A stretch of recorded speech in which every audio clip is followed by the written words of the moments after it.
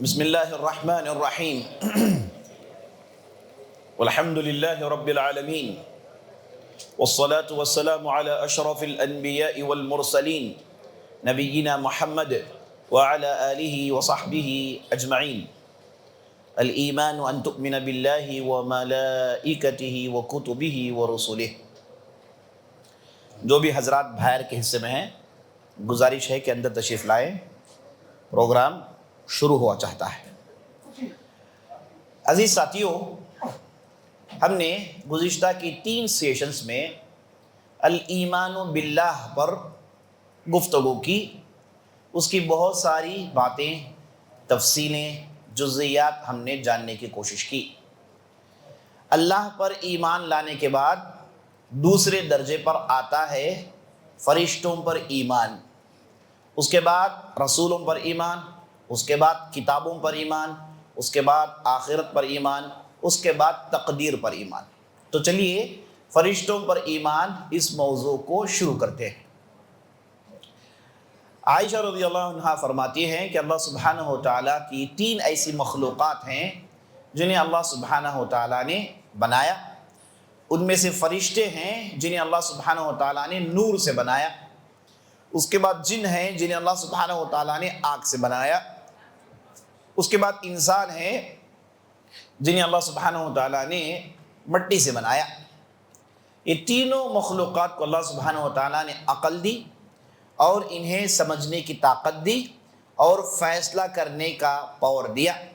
یہ حق کا راہ کون سا ہے، باطل کا راہ کون سا ہے، یہ فیصلہ کر سکتے ہیں، چن سکتے ہیں.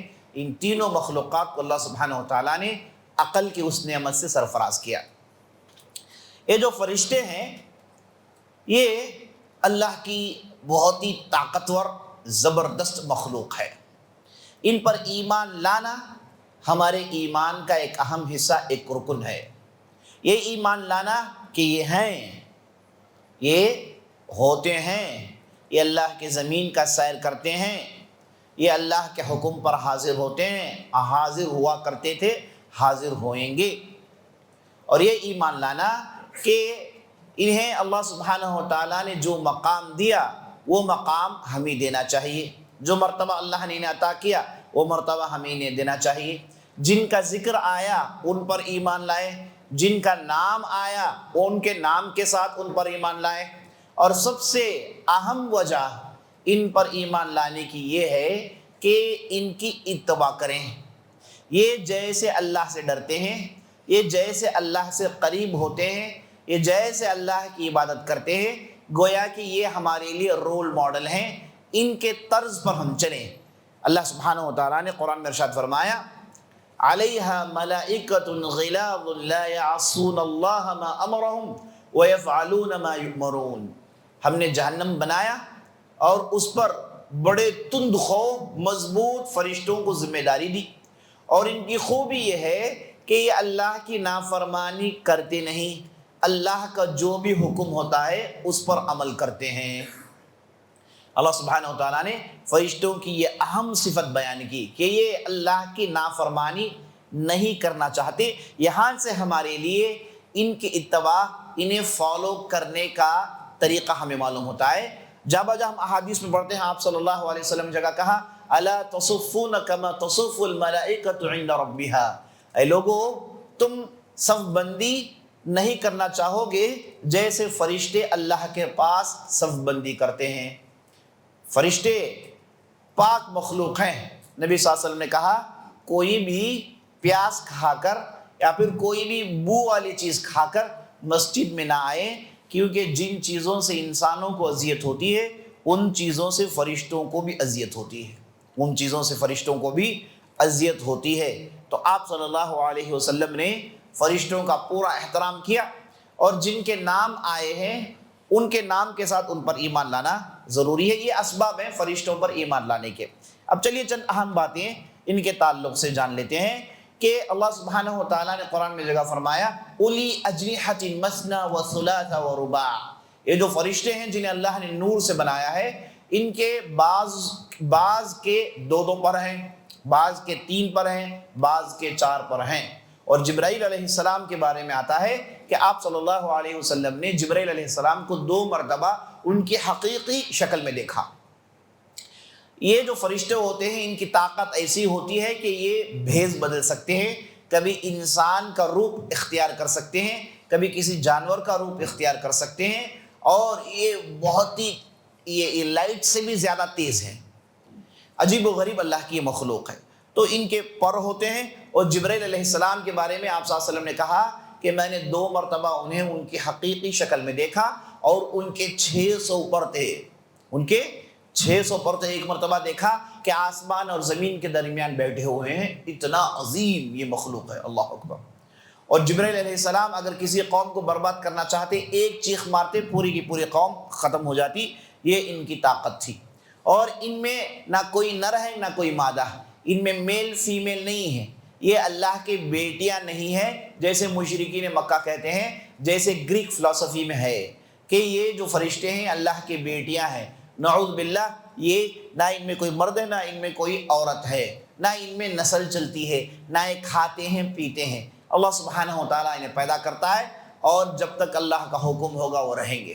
آپ صلی اللہ علیہ وسلم ارشاد فرماتے ہیں کہ یہ جو زمین میں کعبہ ہے، بالکل اسی طرز پر 7ویں آسمان میں بیت معمور ہے، جس کا طواف فرشتے کرتے ہیں۔ آپ صلی اللہ علیہ وسلم کہتے ہیں ہر روز اللہ سبحانہ و تعالیٰ 70,000 فرشتوں کی تعداد پیدا کرتا ہے، جو اس مسجد میں داخل ہو جاتے ہیں۔ کوئی طواف کرتا ہے، کوئی رکوع کرتا ہے، کوئی اللہ کی تسبیح بیان کرتا ہے، عبادت میں مصروف ہوتے ہیں۔ اللہ سبحانہ و تعالیٰ انہیں اپنی عبادت کے لیے بناتا ہے، انہیں اپنی عبادت کے لیے بناتا ہے، اور ان کی تعداد بہت بہت زیادہ، ہم شمار نہیں کر سکتے۔ للہ جنود السماوات والارض لا يعلم جنود ربک الا هو۔ اللہ کے لیے آسمان زمین کی آرمیز ہیں، اور اللہ کی آرمی کی طاقت اللہ کے علاوہ کوئی اور نہیں جانتا۔ یہ بے تحاشا ہوتے ہیں۔ صرف ایک انسان کے لیے دیکھیے گا کتنے حفاظت کرتے ہیں، آگے سے پیچھے سے حفاظت کرنے کے لیے فرشتے ہیں، ایک حساب کتاب کے لیے بیٹھے ہوئے فرشتے ہیں، کرامن کاتبین، جو بندوں کے نیکیوں برائیوں کو لکھتے ہیں۔ یہ تو اس میں 4 ہو گئے۔ اس کے علاوہ ہر آدمی کے ساتھ ایک فرشتہ ہوتا ہے جسے وہ اچھائی کا حکم دیتا ہے، یہ ایک الگ سے ایک فرشتہ ہے۔ تو ہر آدمی کے لیے لگ بھگ 5 سے 6 فرشتے ہوتے ہیں، اس کی حفاظت کرتے ہیں ہر آدمی کے لیے، ہے نا۔ اس کے علاوہ اللہ سبحانہ و تعالیٰ کے فرشتے یہ مختلف شکلوں میں موجود ہیں، اور نہ یہ شادی کرتے ہیں، نہ کھاتے ہیں، نہ پیتے ہیں، نہ یہ شادی کرتے ہیں۔ انہیں اللہ کی عبادت سے اکتاہٹ محسوس نہیں ہوتا، یہ اللہ کی عبادت کرنے میں انہیں بڑا مزہ آتا ہے۔ اور ان کی مختلف شکلیں ہوتی ہیں، ایک کیسی کیسی شکلیں اللہ ہی بہتر جانتا ہے نا۔ مختلف ان کی شکلیں ہوتی ہیں، اور یہ ان گنت ہوتے ہیں۔ اب بعض فرشتوں کے نام جن کا ذکر آیا ہے، ان میں سے سب سے پہلے جبرائیل علیہ السلام ہے، جن کی ذمہ داری وحی لے کر آنے کی ہے، اللہ کا پیغام وہ اللہ کے انبیاء تک پہنچاتے ہیں، ہے نا۔ یہ ان کا کام رہا ہے۔ بعض وقت قوموں کو بھی برباد کیا ہے، قوموں پر بھی عذاب لایا ہے، خاص طور پر یہودیوں پر یہ عذاب لاتے ہیں۔ اور یہ جبرائیل علیہ السلام ہے، یہ پورے فرشتوں کے سردار ہے، مطاع ثم امین۔ اللہ کہتا ہے یہ جو فرشتے ہیں ان کی اطاعت ہوتی ہے، بڑے امانت دار ہیں۔ انہیں روح الامین بھی کہا جاتا ہے، انہیں الروح بھی کہا جاتا ہے، انہیں جبریل، جبرائیل، یہ سب ان کے نام ہیں۔ یہ تمام فرشتوں کے سردار ہیں۔ یہ نبی صلی اللہ علیہ وسلم کو لے کر 7 آسمان کا سیر کراتے ہیں، اور سدرۃ المنتہا کے پاس رک کر کہتے ہیں کہ آپ اس سے آگے بڑھیے، اس سے آگے ہم نہیں بڑھ سکتے، اس سے آگے ہم بڑھیں گے تو ہم جل جائیں گے، ہمیں آگے بڑھنے کی اجازت نہیں، صرف وہ آگے بڑھ سکتا ہے جسے اجازت ملی ہے۔ اللہ اکبر۔ اور جبرائیل علیہ السلام سے ایک مرتبہ آپ صلی اللہ علیہ وسلم نے پوچھ لیا کہ آپ ہنستے کیوں نہیں ہیں، ہمیشہ سیریس کیوں رہتے ہیں؟ جبرائیل علیہ السلام نے کہا کہ ہم ایک زمانے میں ہنسا کرتے تھے، لیکن جب سے اللہ سبحانہ و تعالیٰ نے جہنم بنایا ہے ہم نے ہنسی چھوڑ دی ہے۔ جب سے اللہ نے جہنم بنایا ہے ہم نے ہنسی چھوڑ دی ہے۔ اللہ اکبر۔ یہ ہیں جبرائیل علیہ السلام۔ اور ان کے بعد کا درجہ آتا ہے میکائیل علیہ السلام۔ میکائیل علیہ السلام، ان کی ذمہ داری بارش برسانے کی ہے۔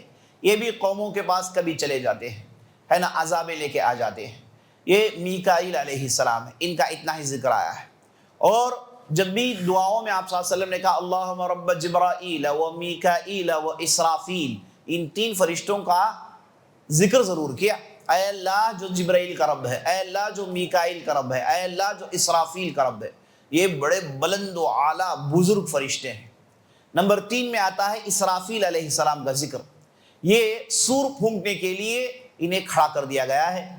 یہ سور لے کر انتظار میں ہے، جیسے ہی اللہ کا حکم ہوگا سور پھونکیں گے، جیسے ہی سور پھونکیں گے پوری دنیا برباد ہو جائے گی۔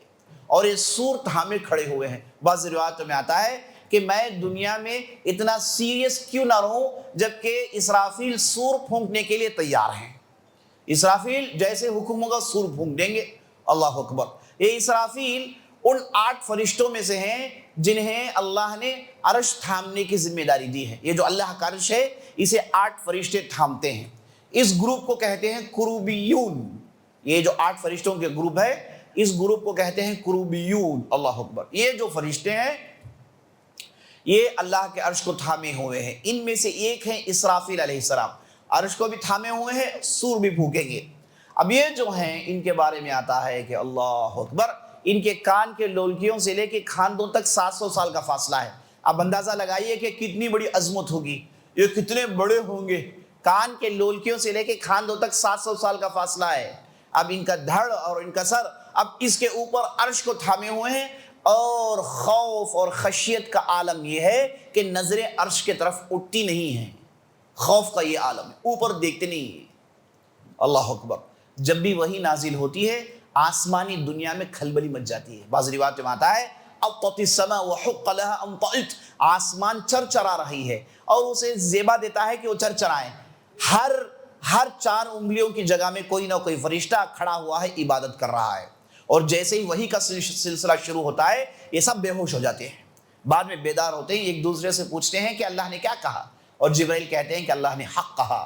یہ ایک مرتبہ وحی ہو تو آسمانی دنیا میں یہ کھلبلی مچ جاتی ہے۔ اللہ اکبر۔ یہ ہم انسان ہیں جو اللہ کے تعلق سے بہت ہی کم جانتے ہیں۔ ہم ہے نا اللہ کے تعلق سے بہت زیادہ بے پرواہ ہیں، تو ہم ان چیزوں میں ایسے پڑے ہوئے ہیں۔ یہ جو فرشتے ہیں جو اللہ کے قریب ہیں، اور اللہ سبحانہ و تعالیٰ کے قریب ہونے کی وجہ سے اللہ سے سب سے زیادہ ڈرتے ہیں۔ اور نمبر 4 میں جن کا نام حدیثوں میں آیا ہے ان میں سے رضوان ہے۔ یہ جنت کے داروغاں ہیں۔ جنت کو سینچنا سنوارنا ذمہ داری کس کی ہے؟ رضوان علیہ السلام کی ہے۔ جنت کے 8 دروازے ہوں گے جنہیں رضوان بند کر دیں گے جب ان کے پاس لوگ آئیں گے۔ نبی صلی اللہ علیہ وسلم کی سفارش ہوگی، جنت کے دروازے کھول دیے جائیں گے۔ تو رضوان علیہ السلام ہیں جو جنت کے داروغاں ہیں۔ اور جہنم کے داروغاں کے بارے میں آیا ہے انہیں مالک کہا جاتا ہے۔ ان کا ذکر تو قرآن میں ہے، وَنَادَوْا يَا مَالِكُ لِيَقْضِ عَلَيْنَا رَبُّكَ قَالَ إِنَّكُمْ مَاكِثُونَ۔ اے نا جہنمی چیخ کر کہیں گے کہ اے مالک اللہ سے کہہ دیجئے کہ ہمارا فیصلہ ہو جائے۔ مالک کہیں گے کہ نہیں تم یہیں سڑنے والے ہو، نہیں تم وہیں سڑنے والے ہو، ظالموں کو کہیں گے۔ یہ ہے مالک علیہ السلام جو جہنم کے داروغہ ہیں۔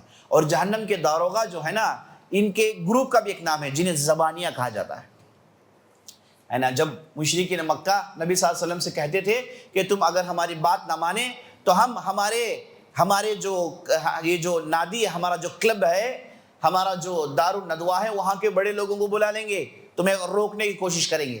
تو اللہ نے ایک جگہ کہا کہ تم اپنے فَلْيَدْعُ نَادِيَهُ سَنَدْعُ الزَّبَانِيَةَ، جاؤ تم نے لوگوں کو لے کر آؤ، ہم زبانیہ لے کر آتے ہیں۔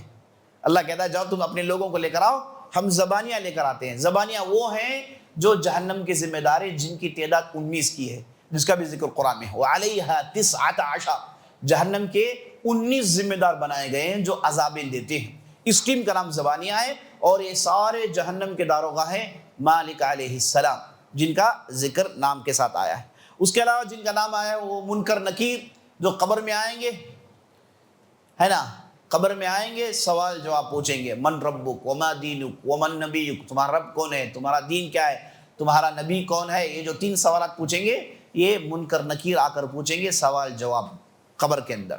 اس کے علاوہ کرامن کاتبین جو سیدھے اور الٹے کھاندے میں بیٹھ کے نیکیاں اور برائیاں لکھ رہے ہوں گے۔ اس کے علاوہ قرآن میں ہاروت ماروت کا ذکر آیا ہے۔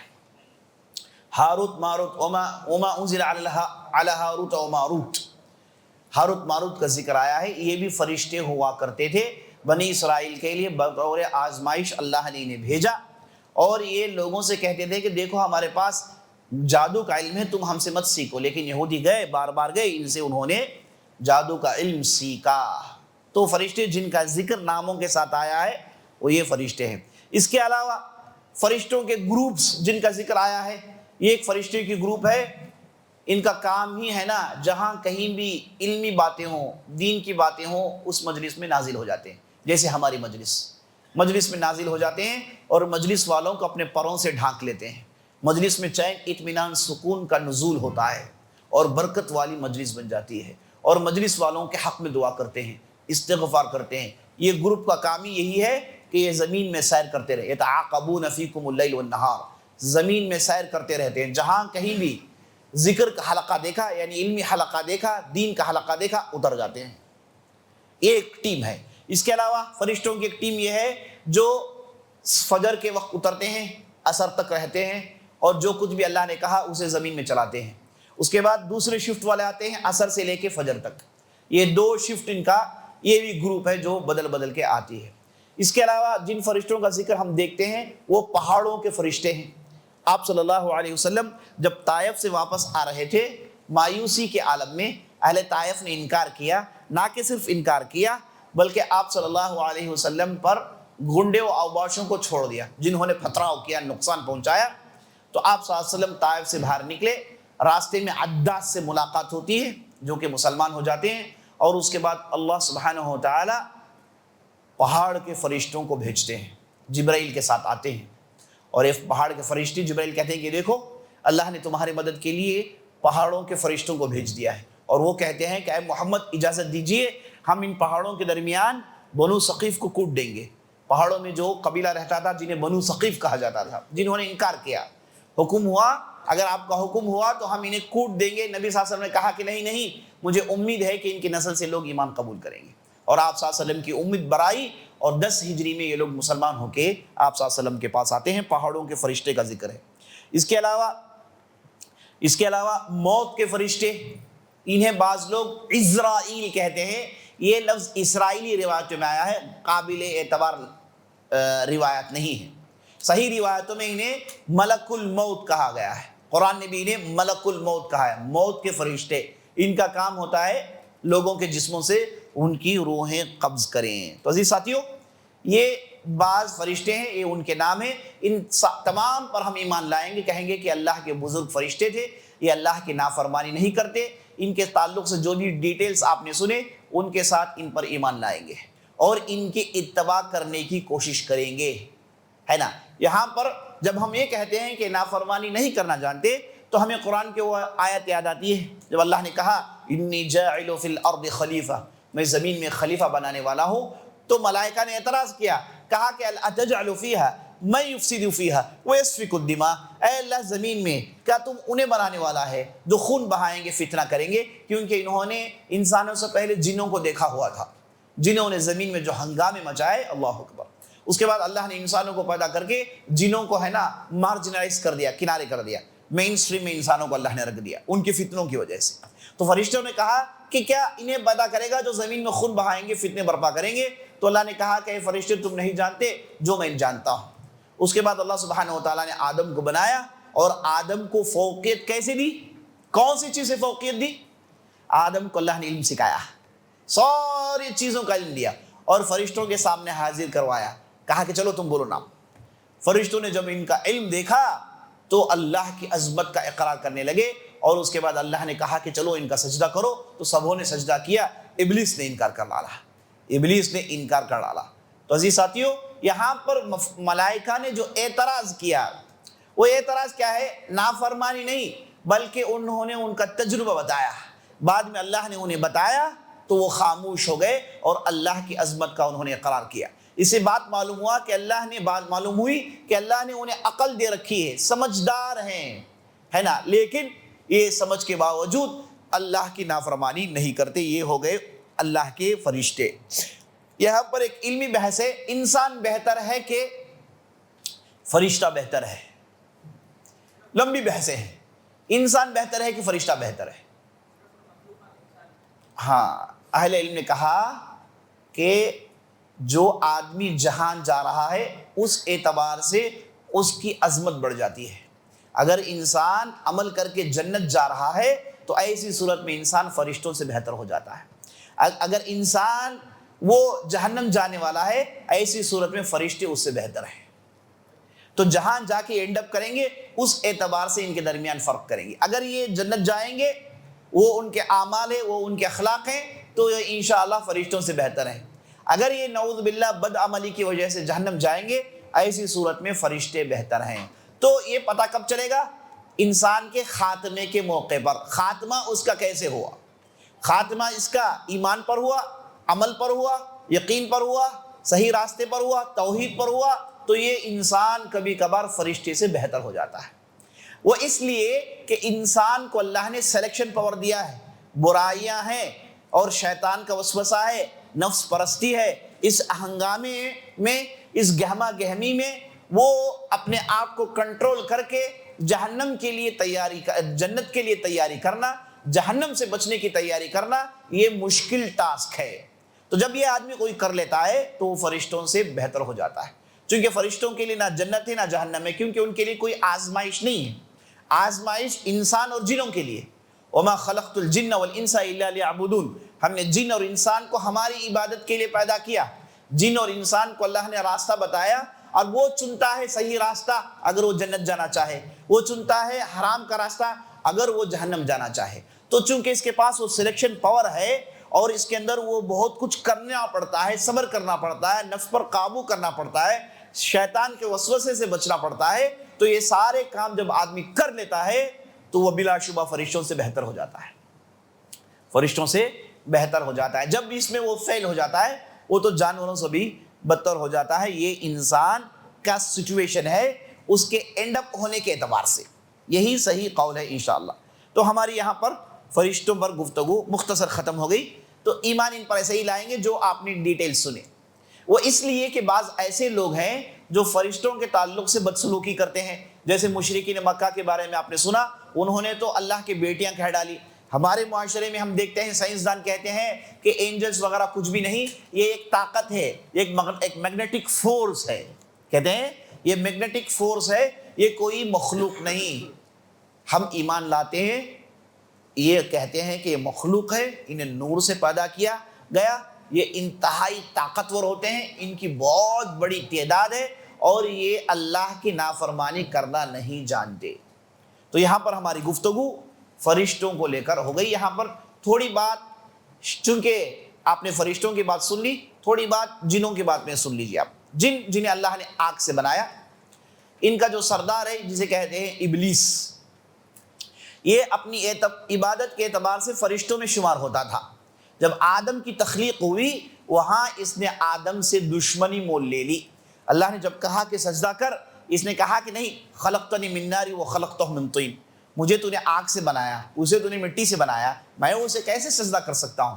تو اس نے تکبری کی اور اللہ سبحانہ و تعالیٰ کے لعنت کا مستحق ہو گیا۔ یہ جو جن ہیں یہ ہم جیسے ایک مخلوق ہے، وہ ہم سے زیادہ طاقتور ہیں، وہ نظر نہیں آتے اور ان کی دنیا الگ ہے۔ ان کے یہاں بھی ان کے جانور ہوتے ہیں، ان کی بھی غذا ہوتی ہے، جیسے حدیثوں سے معلوم ہوتا ہے کہ آپ صلی اللہ علیہ وسلم نے ہمیں ہڈیوں اور گوبروں کو استنجا میں استعمال کرنے سے روکا ہے، کیونکہ ہڈیاں یہ ان کا غذا ہے اور ہمارے جانوروں کے گوبر ان کے جانوروں کا غذا ہوتا ہے نا۔ یہ کبھی کبھار ایک چھوٹے سے ہول میں پوری کی پوری فیملی رہتی ہے اور یہ بڑی تیزی سے سیر کرتے ہیں، پلک جھپکنے تک کہیں سے کہیں پہنچ جاتے ہیں۔ ان کی عمریں بڑی ہوتی ہیں، ہم سے کئی درجے زیادہ طاقتور ہوتے ہیں۔ اللہ نے یہاں تک کہہ دیا قرآن میں کہ یہ وہاں سے ہم ہی دیکھتے ہیں جہاں ہم انہیں دیکھ نہیں سکتے۔ ایسے معلوم ہوتا ہے کہ وہ 4D 5D 10D مخلوقات ہیں، ہم انسان 3D مخلوقات ہیں، 3 ڈائمنشنل ہیں۔ پتہ نہیں وہ 10 ہے کہ 15 ڈائمنشنل ہے۔ اللہ کہتا ہے کہ وہ وہاں سے ہمیں دیکھتے ہیں جہاں ہم انہیں دیکھ نہیں سکتے۔ اور یہ جو جن ہیں ان میں اچھے بھی ہیں، عبادت گزار بھی ہیں، ہے نا، یہ نیک ہوں گے، یہ جنت جائیں گے۔ ان میں جو برے ہیں انہی کو شیطان کہا جاتا ہے اور یہ انسانوں کو ڈسٹرب کرتے ہیں، تکلیف دیتے ہیں، انہیں ہے نا، انہی کو شیاطین بھی کہا جاتا ہے۔ اور شیاطین انسانوں میں بھی ہیں، جو برے ہیں، جو رائے حق میں روڑے ڈالتے ہیں، انہیں بھی شیاطین کہا گیا ہے۔ تو یہ جو جن ہے یہ ہم جیسے مخلوق ہیں، ان پر بھی واجب ہے کہ وہ نبی صلی اللہ علیہ وسلم کی اتباع کریں، کتاب و سنت پر ایمان لائیں، اور انہیں بھی عذاب ہوگا۔ جب وہ جہنم میں جائیں گے انہیں عذاب ہوگا، ان میں سے جنت بھی جائیں گے۔ یہ ان کے تعلق سے ہم یہ جو ہے یقین رکھیں گے. یہ ہمارے معاشرے میں ایلینز کو لے کر بڑا چرچا ہوتا ہے. ایلینز ہے نا, ایلینز UFC کیا ہے پتہ نہیں, ایلینز, ہاں یہ UFO یہ لے کے جو ہے بڑا چرچا ہوتا ہے. یہ ایلینز کچھ بھی نہیں, یہ جن ہے نا, یہ جن ہے. انہیں بعض لوگوں نے دیکھا, اب انہیں سمجھ میں نہیں آیا کہ کیا کہیں, تو انہوں نے انہیں ایلینز کہہ دیا گیا. تو یہ جن ہے, یہ ان کی مختلف شکلیں ہوتی ہیں. وہ عالم ہی کچھ الگ ہے, اس میں کیا ہوتا ہے کیا نہیں ہوتا ہے اللہ ہی بہتر جانتے ہیں, ہے نا. جو باتیں احادیث میں بتائی گئی ہیں ان پر ہم ایمان لاتے ہیں, لیکن اتنا تو یقینی ہے کہ یہ جو شیطان ہے آدم کا راستہ چھوڑنے والا نہیں ہے. وہ 24 گھنٹے مقابلہ کرتا ہے کہ انسان کو گمراہ کر دیں. پہلی اس کی کوشش ہوتی ہے کہ شرک اکبر کروائے. وہ اگر انسان نہیں کرتا تو کوشش کرتا ہے کہ شرک اصغر میں ملوث ہو جائے. وہ بھی نہیں کرتا تو پھر کوشش کرتا ہے کہ بدعت میں ملوث ہو جائے. بدعت سے بھی انسان بچ جاتا ہے تو بڑے گناہ کرواتا ہے.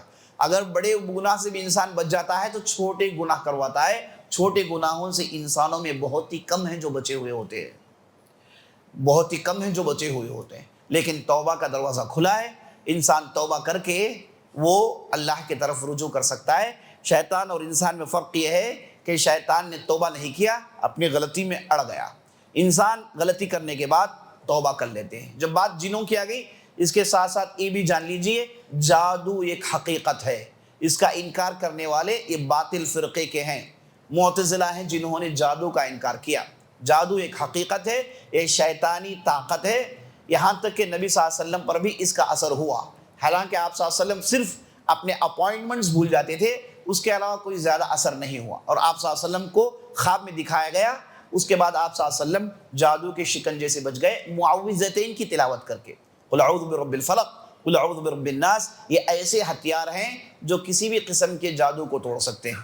انسان صبح شام ان صورتوں کی تلاوت اور آیت الکرسی کی تلاوت, سورہ بقرہ کی آخری آیتوں کی تلاوت, ذکر و اذکار میں رہتا ہے تو یہ گندی طاقتیں شیطانی طاقتوں سے محفوظ رہتا ہے. تو جادو حقیقت ہے اور اس کا انکار کرنے والا بدعتی ہے نا. یہ جادو کی حقیقت ہے. بہرحال تفصیل بہت زیادہ ہو جائے گی, یہ مختصر آپ کے سامنے فرشتوں کے بارے میں بات آ گئی. اس کے بعد چلیے گفتگو کرتے ہیں. جی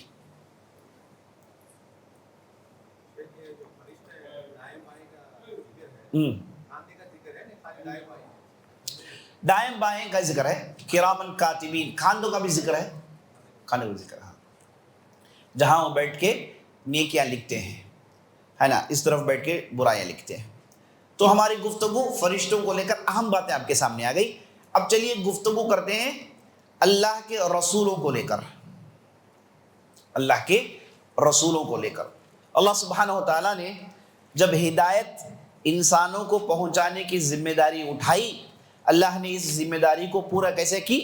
اللہ انسانوں میں سے بعضوں کو رسول بناتا ہے, بعضوں کو نبی بناتا ہے, اور وہ انسانوں کے درمیان انہیں بھیجتا ہے انہیں صحیح راستے میں لانے کے لیے.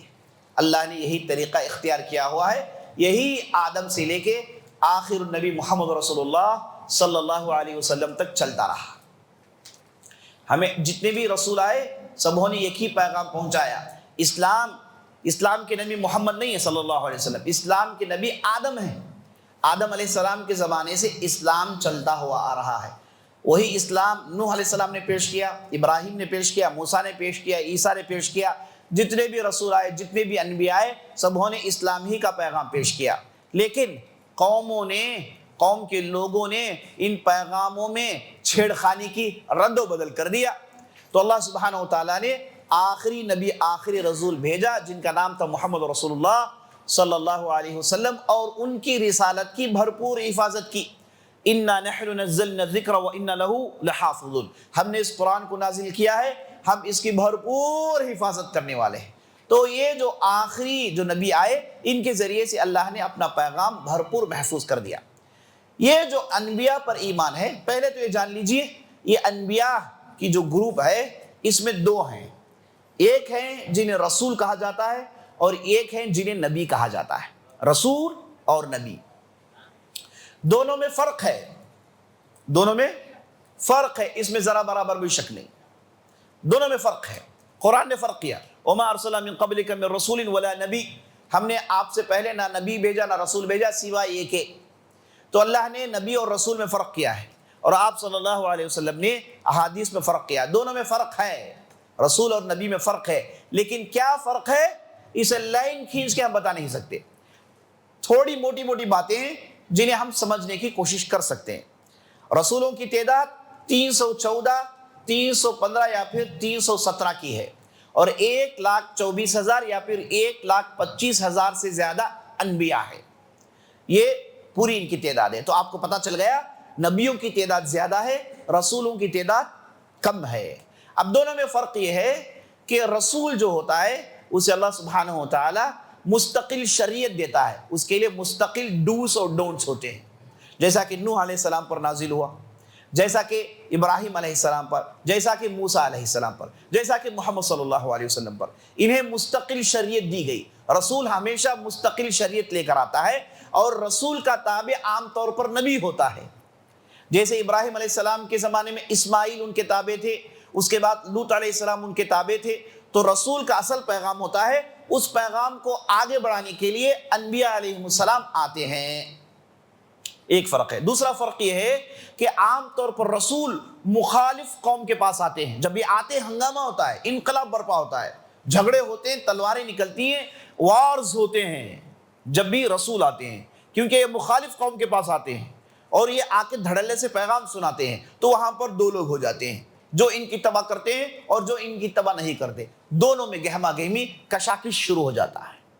ایسے ہی ہوا. لیکن نبی عام طور پر مسلمان قوموں میں آتے ہیں. پہلے سے قوم مسلمان ہے، ان کے اندر خامیاں ہیں، ان کی طرف یہ نبی آیا کرتے ہیں. تو رسول کے تابع ہوتے ہیں انبیاء، اور رسول کسی کے تابع نہیں ہوتے. اور کبھی کبھار ایسا ہوا ہے کہ ایک رسول کسی رسول کے تابع ہیں، لیکن قوم اتنی بگڑ گئی کہ یہ جب آئے تو ہنگامے ہوئے. جیسے عیسیٰ علیہ السلام کی شریعت، موسیٰ علیہ السلام کی شریعت دونوں ایک ہیں، دونوں الگ نہیں ہیں. لیکن یہودی اتنے بگڑ گئے تھے، اتنی بنی اسرائیل بگڑ گئی تھی کہ پوری کی پوری قوم بگڑ گئی تھی. تو جب آئے تو ہنگامہ ہوا. تو یہ چند موٹے موٹے رسول اور نبی میں فرق ہے. دونوں میں فرق ہے، اس میں ذرا برابر بھی شک نہیں ہے. ہر رسول نبی ہوتا ہے، لیکن ہر نبی رسول ہونا ضروری نہیں ہے. یہ قاعدہ لکھ لیجئے گا. ہر رسول نبی ہوتا ہے. رسول سمجھیے کہ 12 سٹینڈرڈ، نبی سمجھیے کہ 10 سٹینڈرڈ. جس نے 12 پاس کیا ہوگا اس نے کیا پاس کیا ہوگا؟ 10 پاس کیا ہوگا. تو جو رسول ہے وہ نبی ہے. اب جس نے 10 پاس کیا ہے، کیا ضروری ہے کہ وہ 12 پلس 2 بھی پاس کرے گا؟ ضروری نہیں ہے. کوئی پاس کرتا ہے، کوئی پاس نہیں کرتا ہے. تو اس لیے ہر رسول نبی ہے، لیکن ہر نبی رسول ہونا ضروری نہیں ہے. ہاں، یہ آپ اچھی طریقے سے سمجھ لیجیے. ہر نبی رسول ہوتا ہے، اور ہر رسول نبی ہوتا ہے، لیکن ہر نبی رسول ہونا ضروری نہیں ہے. اللہ نے جب کہا خاتم النبیین تو خاتم الرسول ہے. وہ الگ سے بتانے کی ضرورت نہیں ہے. جو آدمی نبی ہی نہیں بن سکتا وہ کیسے رسول بن جائے گا؟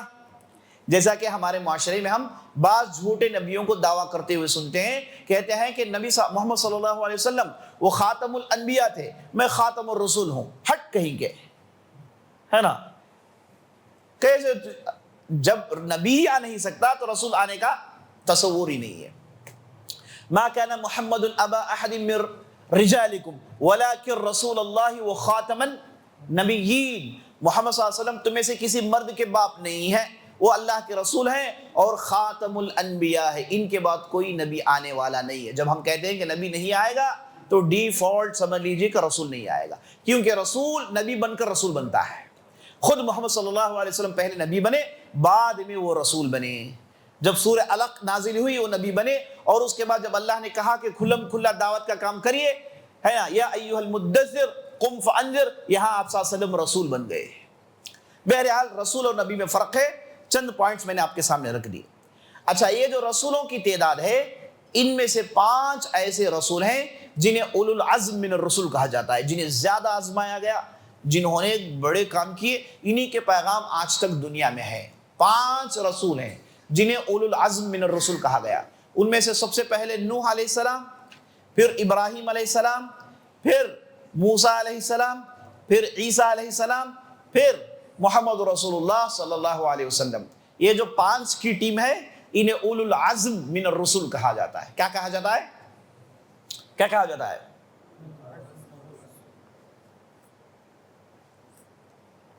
انہیں کہا جاتا ہے اولو العزم من الرسل۔ یہ بڑے جلیل القدر، بہت زیادہ انہیں آزمایا گیا، اور یہ ہر ان میں سے ہر فرد مستقل شریعت لے کر آیا ہے نا۔ انہیں 5 رسول ہیں جنہیں اولو العزم من الرسل کہا جاتا ہے۔ بنی اسرائیل میں ہر علاقے کے لیے نبی آتا تھا، بنی اسرائیل میں ہر علاقے کے لیے نبی آتا تھا۔ کبھی کبھار ایک ہی وقت 100 نبی ہوا کرتے تھے، اور یہودی جو تھے ان انبیاء کو روک کر قتل کرتے تھے، جس کا یہ آج تک مانتے ہیں وہ بات کو۔ یہ جو آرتھوڈاکس جیو ہیں، ان کے جتنے بھی بڑے بڑے ربائز ہیں، وہ صاف صاف کہتے ہیں کہ we used to murder messengers of Allah، صاف کہتے ہیں۔ انہیں معلوم ہے کہ یہ انبیاء کا قتل کیا کرتے تھے، انبیاء کا قتل کیا کرتے تھے۔ تو بنی اسرائیل میں ڈھیر سارے رسول آیا کرتے تھے، اور ہماری اس امت میں نبی صلی اللہ علیہ وسلم نے کہا کہ نبی صلی اللہ علیہ وسلم کے بعد کوئی نبی نہیں، البتہ اس امت میں علماء آئیں گے۔ العلماء ورثۃ الانبیاء، میری امت کے علماء بنی اسرائیل کے انبیاء کے برابر ہیں، یہ انبیاء کے وارثین ہیں۔ ہماری امت میں رسول نبی نہیں آئیں گے، بلکہ ہماری امت میں علماء آئیں گے جو اللہ کی شریعت کو لوگوں تک پہنچائیں گے۔ قرآن کے اندر لگ بھگ 25 نبیوں کا ذکر ہے۔ کتنے نبیوں کا ذکر ہے؟ احادیث میں بعض ایکسٹرا رسولوں کا ذکر آیا ہے۔ قرآن کے اندر 25 نبی اور رسولوں کا ذکر آیا ہے۔ وہ کون کون ہے؟ غور سے سنیے گا۔ سب سے پہلے آدم علیہ السلام ہے، اس کے بعد نوح علیہ السلام ہے، اس کے بعد زمانے کے اعتبار سے ہود آتے ہیں، اس کے بعد صالح آتے ہیں، اس کے بعد ادریس علیہ السلام آتے ہیں، اس کے بعد ابراہیم علیہ السلام کا ذکر ملتا ہے۔ ابراہیم علیہ السلام کے زمانے میں اسماعیل علیہ السلام بھی تھے، یعقوب علیہ السلام بھی تھے، اسحاق علیہ السلام بھی تھے، لوط علیہ السلام بھی تھے، ہے نا۔ ابراہیم علیہ السلام کے زمانے میں 4 نبی ہوا کرتے تھے۔ اس کے بعد آئے شعیب علیہ السلام، اس کے بعد آئے یونس علیہ السلام، اس کے بعد جس نبی کا ذکر ملتا ہے، ان دونوں سے پہلے یوسف علیہ السلام، اس کے بعد یونس، اس کے بعد ایوب، اس کے بعد ذکر ملتا ہے موسیٰ علیہ السلام کا۔ موسیٰ علیہ السلام کے زمانے میں ہارون علیہ السلام تھے، اور ہارون علیہ السلام کے بعد جس نبی کا ذکر ملتا ہے وہ کون ہے؟ وہ ہیں سلیمان، داؤد علیہ السلام، پھر سلیمان علیہ السلام۔ اس کے بعد الیاس ہو گئے، ذوالکفل ہو گئے۔ ان کا زمانہ یہ داؤد سے پہلے تھے کہ باتیں اللہ ہی بہتر جانتا ہے۔ اس کے بعد آخر میں عیسیٰ علیہ السلام، یحییٰ علیہ السلام، اور اس کے بعد محمد رسول اللہ صلی اللہ علیہ وسلم۔ یہ 25 نبی ہیں۔ کوئی مس ہو گیا؟ نہیں، سارے آ گئے۔ زکریہ علیہ السلام، یحییٰ علیہ السلام، زکریہ، عیسیٰ اور یحییٰ، یہ تینوں ایک ہی زمانے میں تھے، ہے نا۔ یہ ہو گئے 25 اللہ کے رسول جن کا ذکر قرآن میں موجود ہے۔ اب انبیاء علیہ السلام میں 2 قسم کے ہیں، انبیاء جو بنی اسرائیل کے ہیں، انبیاء جو بنی اسرائیل سے پہلے ہیں۔ یہ اسرائیل کون ہے؟ یہی یعقوب علیہ السلام۔ یعقوب علیہ السلام کا دوسرا نام کیا ہے؟ اسرائیل علیہ السلام۔ یہ ابراہیم علیہ السلام کے بیٹے اسحاق کے بیٹے تھے۔ ابراہیم علیہ السلام ان کے دادا تھے۔ یعقوب کے بیٹے یوسف علیہ السلام تھے۔ یہ جو یعقوب تھے انہی کو اسرائیل کہا گیا۔ ان کے 12 بیٹے تھے، ان بچوں کو کہا جاتا ہے بنو اسرائیل، انہیں کہا جاتا ہے بنو اسرائیل۔ یعقوب علیہ السلام کے بعد پوری کی پوری نبوت، رسالت انہی کے بیٹوں میں تھی، یہاں تک کہ عیسیٰ علیہ السلام آ گئے۔ یعقوب کے بعد سے لے کے عیسیٰ علیہ السلام تک رسالت، نبوت انہی کے نسل میں چل رہی تھی۔ ان بنی اسرائیلی میں رسول، بنی اسرائیلی میں نبی آیا کرتے تھے۔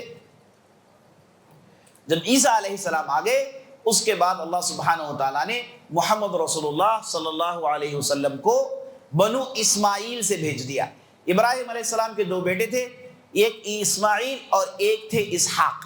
یہ جو اسماعیل تھے یہ مکہ پہنچ گئے تھے، یہ سارے عربوں کے باپ بن گئے. انہوں نے عربی زبان بنو جرہم سے سیکھی اور ان کی پوری نسل عربی بن گئی. یہ جو اسحاق تھے یہ بیت المقدس میں رہ گئے تھے, ان کی نسل وہیں چلی, اور یعقوب علیہ السلام کے زمانے میں یوسف علیہ السلام نے انہیں مصر پہنچا دیا تھا. اب یہ لوگ مصر پہنچ گئے, مصر میں 400 سال رہے, یہاں تک کہ یوسف چلے گئے. اس کے بعد جب موسیٰ آئے علیہ السلام, انہوں نے بنی اسرائیل کو مصر سے نکالا, پھر انہوں نے فلسطین میں داخل کروا دیا, فلسطین میں داخل کروا دیا. اس کے بعد وہ فلسطین ہی میں تھے. اس کے بعد داؤد علیہ السلام کا زمانہ آیا, جو ان کے لیے بہت ہی سنہرا زمانہ, جس کا خیال آج تک انہیں ہے. یہ یہودی جو ہیں آج تک کہتے ہیں کہ داؤد علیہ السلام کی حکومت دوبارہ آنی چاہیے. اس لیے انہوں نے یہ جو اسرائیل ہے, انہوں نے جو جھنڈا بنایا ہے, اگر آپ اسے غور سے دیکھیں گے تو آپ کو اوپر بلو پٹی, نیچے بلو پٹی, بیچ میں ڈیوڈ سٹار ہوگا. اوپر والی بلو پٹی, اس سے مراد یوفریٹس ریور جو عراق کے اندر ہے, جسے ہم عربی میں فرات کہتے ہیں. نیچے والی جو بلو پٹی ہے یہ اس سے مراد نیل ہے جو مصر کے اندر ہے. یہ کہتے ہیں کہ عراق اور مصر, اس کے درمیان جو بھی علاقہ ہے, یہاں پر داؤد علیہ السلام کی حکومت تھی. اور یہ جو بیچ میں جو سٹار ہے اسے ڈیوڈ سٹار کہتے ہیں. کہ یہ کہنا چاہتے ہیں کہ یہ دونوں ندیوں کے درمیان دوبارہ ہم اسرائیل قائم کریں گے, جسے یہ گریٹر اسرائیل کہتے ہیں. اس کے لیے اگر ان کا بس چلے تو دنیا میں جتنے بھی لوگ ہیں سب کو ذبح کر ڈالیں گے. خون بہانا ان کے لیے کوئی مسئلہ نہیں. انہیں دوبارہ یہ حکومت لانی چاہیے, جبکہ تورات کے حساب سے یہودیوں کو حکومت قائم کرنا حرام ہے. وہ ہمیشہ تابع رہیں گے اور ہمیشہ مسلمانوں کے تابع رہے. جب بھی مسلمانوں کے تابع رہے, مسلمانوں نے ان کی حفاظت کی. اندلس سے جب مسلمانوں کو نکالا گیا, انہوں نے یہودیوں کو بھی نکالا. یہودیوں کو بعد میں مسلمانوں نے حفاظت دی. عثمانی سلطنت آئی تو عثمانیہ نے ان کے لیے سلوواکیہ, ایک پورا اسٹیٹ تیار کیا. وہاں پر ان کے لیے یونیورسٹیز بنائے, کالجز بنائے, کہا کہ تم الگ رہ جاؤ, تم کسی بھی قوم کے ساتھ مل کے نہیں رہ سکتے, ہے نا, کسی بھی قوم کے ساتھ مل کے پنپ نہیں سکتے. بڑے فتنہ پرست لوگ ہیں. اس کے لیے انہیں الگ حکومت بنائی, اور عثمانیہ سلطنت نے ان کی بھرپور حفاظت کی. اور عثمانیہ سلطنت کے یونیورسٹیز میں پڑھنے والا بن گورین تھا. اس نے سب سے پہلے اسرائیل اسٹیٹ بنانے کی کوشش کی, اور اس نے اس عثمانیہ سلطنت کے پیچھے خنجر کھوپی. اس نے ہنگیری اور دوسرے کنٹریز کو ابھار کے پورے عثمانیہ سلطنت کو قرض وام کروا دیا, سود میں پھنسا دیا, جس کے پاداش میں پوری خلافت ہی ختم ہو گئی. تو یہ جو یہودی ہیں عزیز ساتھیوں, ان کی خواہش ہے کہ یہاں پر دوبارہ ان کی حکومت قائم ہو. تو داؤد علیہ السلام کا زمانہ بڑا ہی پرامن اور طاقت کا زمانہ تھا, اور جب سلیمان علیہ السلام آیا تو اور چاند لگ گئے. ان کی نا حکومت زمین میں, نہ کہ صرف زمین میں, بلکہ جانوروں میں, جنوں میں, آسمان میں, ابر میں, سب ان کی بات مانتے تھے. اللہ اکبر. غیر معمولی طاقت اللہ نے دی سلیمان علیہ السلام کو. تو یہ سب بنی اسرائیل کے انبیاء تھے, اور عیسیٰ علیہ السلام ان کے لیے آخری فیصلہ کن رسول تھے. انہیں اللہ نے بھیجا, کہا کہ اے بنی اسرائیل انہیں مان لو. اور اللہ سبحانہ و تعالیٰ نے ان سے تورات کے جو حصے گم ہو گئے, جو برباد کر دیا, عیسیٰ علیہ السلام کے ذریعے سے اللہ نے ان ساری چیزوں کو واپس کر دیا.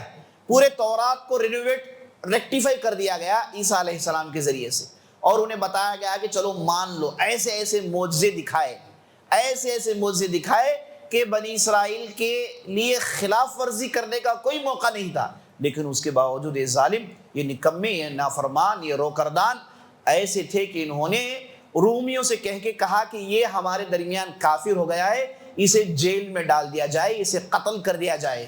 رومی ان کے پیچھے پڑ گئے تو عیسیٰ علیہ السلام بچ کے بھاگے اور ایک گفا میں چلے گئے. وہاں سے اللہ سبحانہ و تعالیٰ نے انہیں زندہ پہلے آسمان میں اٹھا لیا.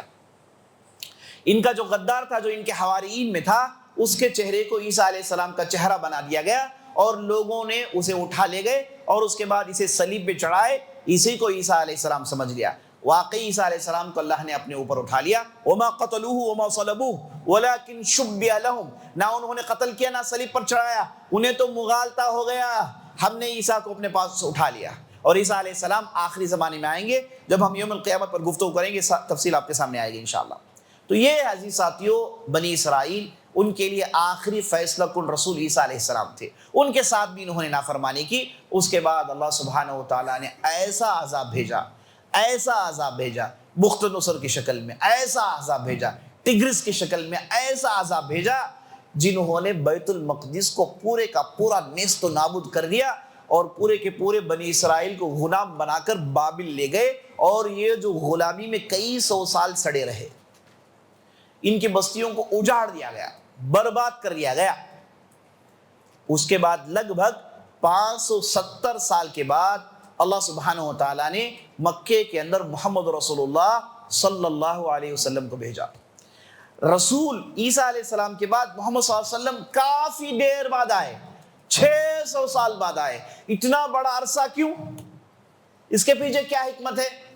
حکمت یہ ہے کہ عیسیٰ علیہ السلام کا پیغام پیش کرنے والے بعض لوگ ہوا کرتے تھے جو عیسیٰ علیہ السلام کا پیغام لوگوں کو پہنچاتے تھے، تو جب تک ان کا پیغام تھا انہیں موقع دیا گیا، جب وہ پورے کے پورے قتل کر دیے گئے، محمد رسول اللہ صلی اللہ علیہ وسلم کی پیدائش مکے میں ہو گئی، تو آخری رسول محمد رسول اللہ صلی اللہ علیہ وسلم ہے۔ تو یہ ساری تفصیل جوڑ کر آپ انبیاء پر ایمان لائیں گے، یعنی انبیاء پر آپ یہ کہیں گے کہ یہ اللہ کے بھیجے ہوئے رسول اور نبی ہیں، اور ہم ان کی اتباع کرنا ہم ان پر واجب ہے۔ ہم رسولوں میں فرق نہیں کرتے، کسی بھی ایک رسول کا انکار پورے رسولوں کا انکار ہے، کسی بھی ایک نبی کا انکار پورے نبیوں کا انکار ہے۔ سب کا پیغام ایک ہی تھا، سب کی شریعت ایک ہی تھی، ہاں جزیات میں اختلاف تھا، تھوڑے بہت جزیات میں فرق تھا، ورنہ اساساً پوری شریعت اور پورے ایمان کی باتیں سیم ہوا کرتی تھی۔ اس پر آپ ایمان لائیں گے، اور کوئی بھی نبی کسی بھی کمزوری کا حامل نہیں ہوتا، کسی بھی نبی کے اندر کوئی کمزوری نہیں ہوتی، کوئی اخلاقی کمزوری، جسمانی کمزوری نہیں ہوتی۔ اللہ سبحانہ و تعالیٰ انہیں ہر قسم کی کمزوریوں سے مبرہ رکھتا ہے، اور یہ عام طور پر بڑے قبائل سے آتے ہیں تاکہ ان کی بات بڑوں تک پہنچے۔ موسیٰ علیہ السلام کی تربیت فرعون کے محل میں ہوئی، فرعون کے سامنے پل کر بڑے ہوئے، ہے نا، بادشاہوں کی طرح رہتے تھے۔ اللہ سبحانہ و تعالیٰ اس طریقے سے انبیاء کو اونچے طبقے سے بھیجتا ہے تاکہ اونچے طبقے میں جو رہتے ہیں انہیں غور و خوض کرنے کا موقع ملے۔ اور یہ جو انبیاء ہوتے ہیں یہ معصوم ہوتے ہیں، معصوم کا مطلب ان سے بڑے گناہ سرزد نہیں ہوتے، ہاں چھوٹے گناہ اگر سرزد ہو جائیں تو اللہ سبحانہ و تعالیٰ فوراً انہیں ڈانٹ کے انہیں سیدھے راستے میں لاتا ہے، اور شریعت کے معاملے میں تو یہ بالکل معصوم ہے، شریعت میں انہوں نے کبھی بھی کچھ بھی کھلواڑ نہیں کیا۔ اللہ نے جو بتایا جوں کا توں ویسے ہی اللہ نے بتایا، ویسے ہی انہوں نے اپنے قوم والوں کو بتایا، اور کسی بھی نبی کی توہین جائز نہیں۔ یہ بنی اسرائیل کی کتابوں میں، نیو ٹیسٹامنٹ، اولڈ ٹیسٹامنٹ میں آپ انبیاء کی توہین پڑھتے ہیں، ہے نا، داؤد علیہ السلام کے بارے میں کیسی باتیں کہتے ہیں، اور اس کے بعد سلیمان علیہ السلام کے بارے میں سلیمان کو تو کافر کہتے ہیں، نعوذ باللہ، ہے نا۔ یہ انبیاء کی جو توہین ہے ان کی کتابوں میں بھری پڑی ہوئی ہے۔ ہمارے پاس کسی بھی نبی کی توہین نہیں ہے، ہم کسی بھی نبی کی توہین نہیں کرتے۔ عیسیٰ علیہ السلام کو ہم نبی اور رسول مانتے ہیں۔ عیسیٰ علیہ السلام پر اگر کس کا ایمان نہیں ہے تو کسی بھی نبی پر اس کا ایمان مکمل نہیں ہے۔ تو یہ ہو گیا رسول اور انبیاء پر ایمان، ہے نا۔ ان چیزوں کی تفصیل کے ساتھ آپ ایمان لائیں گے۔ اور رسولوں پر ایمان پر آخری نقطہ وہ یہ ہے کہ محمد رسول اللہ صلی اللہ علیہ وسلم یہ نبی آخر الزماں ہے، ان کے بعد نہ کوئی نبی آئے گا، نہ ان کے بعد کوئی رسول آئے گا، ان کا پیغام اٹل ہے، قیامت تک ان کا پیغام باقی رہے گا۔ اور یہ مکے میں پیدا ہوئے، اور مکے میں جب ان کی عمر 40 سال کی ہوئی اللہ نے انہیں نبی اور رسول بنایا۔ رسول بننے کے بعد مکے میں انہوں نے 13 سال آزمائش کے بتائے، 13 سال مصائب و آلام کو جھیلا، 13 سال اللہ کے پیغام کو سنایا، موت پہ کھیل کے سنایا۔ ان کے اصحاب بہت سارے مار دیے گئے، ان کے بہت سارے صحابیات مار دیے گئے، لیکن انہوں نے اللہ کے پیغام کو نہیں چھوڑا۔ وہ مشہور مقولہ مجھے یاد آ رہا ہے، جب مشرکین کے سرغ نے آ کے ابو طالب سے کہنے لگے کہ یہ دیکھو تمہارا بھتیجا ہنگامہ مچایا ہوا ہے، تم ان سے پوچھو اگر اسے دولت چاہیے تو ساری دنیا کی، سارے عرب کی دولت ہم پیش کر دیتے ہیں، اگر اسے کسی خوبصورت عورت سے شادی کرنی ہے تو بتا دیں ہم سب سے خوبصورت عورت اس کے لیے پیش کر دیں گے، اگر اسے بادشاہ چاہیے تو بتا دیں ہم اسے بادشاہ ماننے کے لیے تیار ہیں، لیکن اس پیغام سے پرہیز کریں۔ یہ جو پیغام سنا رہے ہیں اسے کہیں کہ رک جائیں، تو ابو طالب نے نبی صلی اللہ علیہ وسلم کو بلا کے یہ ساری باتیں بتائی. تو نبی صلی اللہ علیہ وسلم نے کہا کہ اے میرے چچا، اگر یہ لوگ ایک میرے ہاتھ میں سورج رکھ دیں، دوسرے میں چاند رکھ دیں اور کہیں کہ میں اس چیز کو چھوڑ دوں، میں ہرگز چھوڑ نہیں سکتا، کیونکہ یہ اللہ کا حکم ہے، یہ اللہ کا پیغام ہے، یہ اللہ کا حکم ہے. تو نبی صلی اللہ علیہ وسلم 13 سال آزمائے گئے. 13 سال بعد میں ہجرت کی کوشش ہوئی. کبھی طائف گئے اور آپ صلی اللہ علیہ وسلم کے بعض اصحاب حبشہ گئے، 2 مرتبہ ہجرت کی، وہاں پر انہیں تھوڑا چین و سکون ملا. بعد میں جب 13 سال ہو گئے تو معراج کا سفر پیش آیا. آسمان اور زمین کا سیر ہوا، جنت اور جہنم کا سیر ہوا. اس کے بعد اللہ نے حکم دیا کہ اب چلیے، آپ ہجرت کر کے مدینہ چلے جائیے، اسرب چلے جائیے. تو نبی صلی اللہ علیہ وسلم ہجرت کر کے پہنچتے ہیں مدینہ، اور مدینہ میں 10 سال رہے، اور مدینہ میں اللہ نے سارے احکامات نازل کیے. مدینہ میں نماز کی فرضیت، زکوٰۃ کی فرضیت، حج کی فرضیت ہے نا، روزوں کی فرضیت، اس کے بعد نکاح کے مسائل، طلاق کے مسائل، وضو کے مسائل، ساری شریعت اللہ نے اس 10 سال میں مدینے میں اتاری. اور مدینے میں آپ صلی اللہ علیہ وسلم ایک مضبوط اسٹیٹ بنانے میں کامیاب ہو گئے، اور یہودیوں سے معاہدہ کیا، اور اپنی وفات سے پہلے پورے یہودیوں کو مدینے سے نکال دیا، پورے جزیرۃ العرب کو مسلمان بنا دیا. جب آپ صلی اللہ علیہ وسلم کی عمر 63 سال کی ہوئی، وہ اس دنیا سے رخصت ہو جاتے ہیں. آپ اپنے بعد 4 مضبوط خلفاء کو چھوڑ جاتے ہیں. ان میں ابوبکر، عمر، عثمان، علی، یہ آپ صلی اللہ علیہ وسلم کے 4 مضبوط خلفاء راشدین تھے، جن کی خلافت کی مدت 30 سال کی تھی. آپ صلی اللہ علیہ وسلم کی سنت اور یہ خلفاء راشدین کی سنت کی اتباع کرنا ہم اور آپ پر فرض ہے. عضوا علیہا بالنواجذ.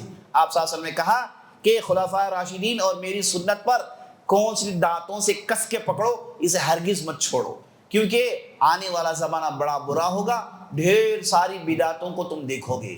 اسے بچنا ہے تو ان کی سنت کی اتباع کرنی ہے. تو نبی صلی اللہ علیہ وسلم نے 23 سال میں زبردست کارنامہ انجام کر دکھایا. ایسا کام اس سے پہلے کسی نے نہیں کیا. نبی صلی اللہ علیہ وسلم کی جو پوری سیرت ہے، اسے جاننا، یاد رکھ لیجیے، یہ ہمارے عقیدے میں ہے، یہ ہمارے عقیدے کا حصہ ہے.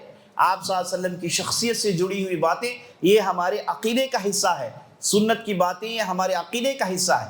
اس لیے ہم اور آپ میں ہر فرد کو چاہیے کہ عقیدے کے بارے میں، عقیدے میں سیرت پڑھے، سیرت کے ڈیٹیلز جانیں. ہم میں سے ہر فرد کو جاننا چاہیے. اس کے لیے کوششیں ہونی چاہیے.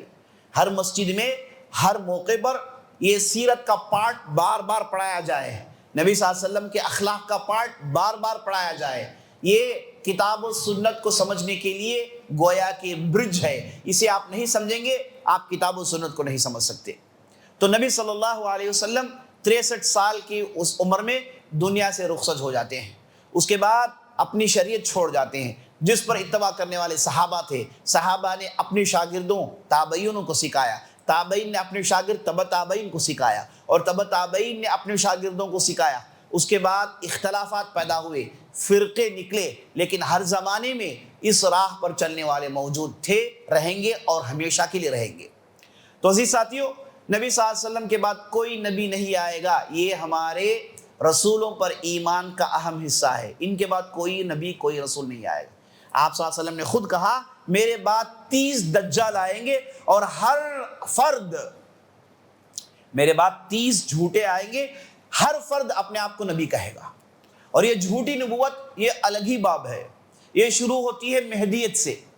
پہلا آدمی اپنے آپ کو کہتا ہے کہ میں مہدی ہوں، اس کے بعد تھوڑا امپرومنٹ کرے گا، ڈیولپمنٹ کرے گا، اس کے بعد کہے گا کہ میں نبی ہوں، اس کے بعد اور وسوسے میں پڑے گا، اس کے بعد کیا کہے گا کہ میں سیدھے سیدھا خدا ہوں. کتنے لوگوں نے کہا ہے ایسے، کہا کہ میں سیدھے سیدھے خدا ہوں. یہ ہمارے معاشرے میں مہدی کا دعویٰ کرنا، نبی کا دعویٰ کرنا، یہ ہم سمجھیے کہ اوڑھنا بچھونا ہو گیا ہے. ہر روز سنتے ہیں، ہے نا، ہر روز سنتے ہیں کہ کوئی اپنے آپ کو نبی کا دعویٰ کیا ہوا ہے. مذاق بنا رکھا ہے لوگوں نے. جبکہ مہدی کون ہوں گے، ان کے کیا ڈیٹیلز ہوں گے، یہ ساری تفصیل آپ صلی اللہ علیہ وسلم نے بتائی ہے. یعنی گمراہ ہونے کے لیے کوئی چانس نہیں ہے. لیکن بعض مفاد پرست لوگ ہوتے ہیں جو ان چیزوں کو مان کر لوگوں میں گمراہی برپا کرتے ہیں. تو نبی صلی اللہ علیہ وسلم کے بعد کوئی نبی نہیں. یہ ختم نبوت کا عقیدہ جو ہے نا یہ رسولوں پر ایمان کا حصہ ہے. اس میں اگر کسی نے کہا کہ فلاں فلاں ہے تو سیدھے سیدھے کافر ہو گیا. نبی صلی اللہ علیہ وسلم بعد کسی اور کو نبی کہنا, رسول کہنا, کافر. سوچنے کی کوئی ضرورت نہیں, سیدھے سیدھے کافر ہے, گنجائش ہی نہیں ہے. یہ ایمان کا باب ہے, اس میں گنجائش نہیں ہے, ہے کہ نہیں؟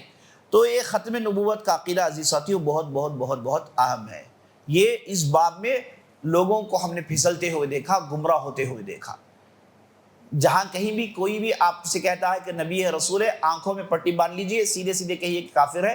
نہیں مانتے, تفصیل جاننے کی کوئی ضرورت ہے ہی نہیں, کیونکہ نبی صلی اللہ علیہ وسلم نے بتا دیا کہ ان کے بعد کوئی نبی اور نہ کوئی رسول ہے. نبی صلی اللہ علیہ وسلم کے زمانے میں بعض جھوٹے رسول سر اٹھائے. ان میں سے مسیلمہ الکذاب قابل ذکر ہے, سجاح, طلحہ, اور اس کے بعد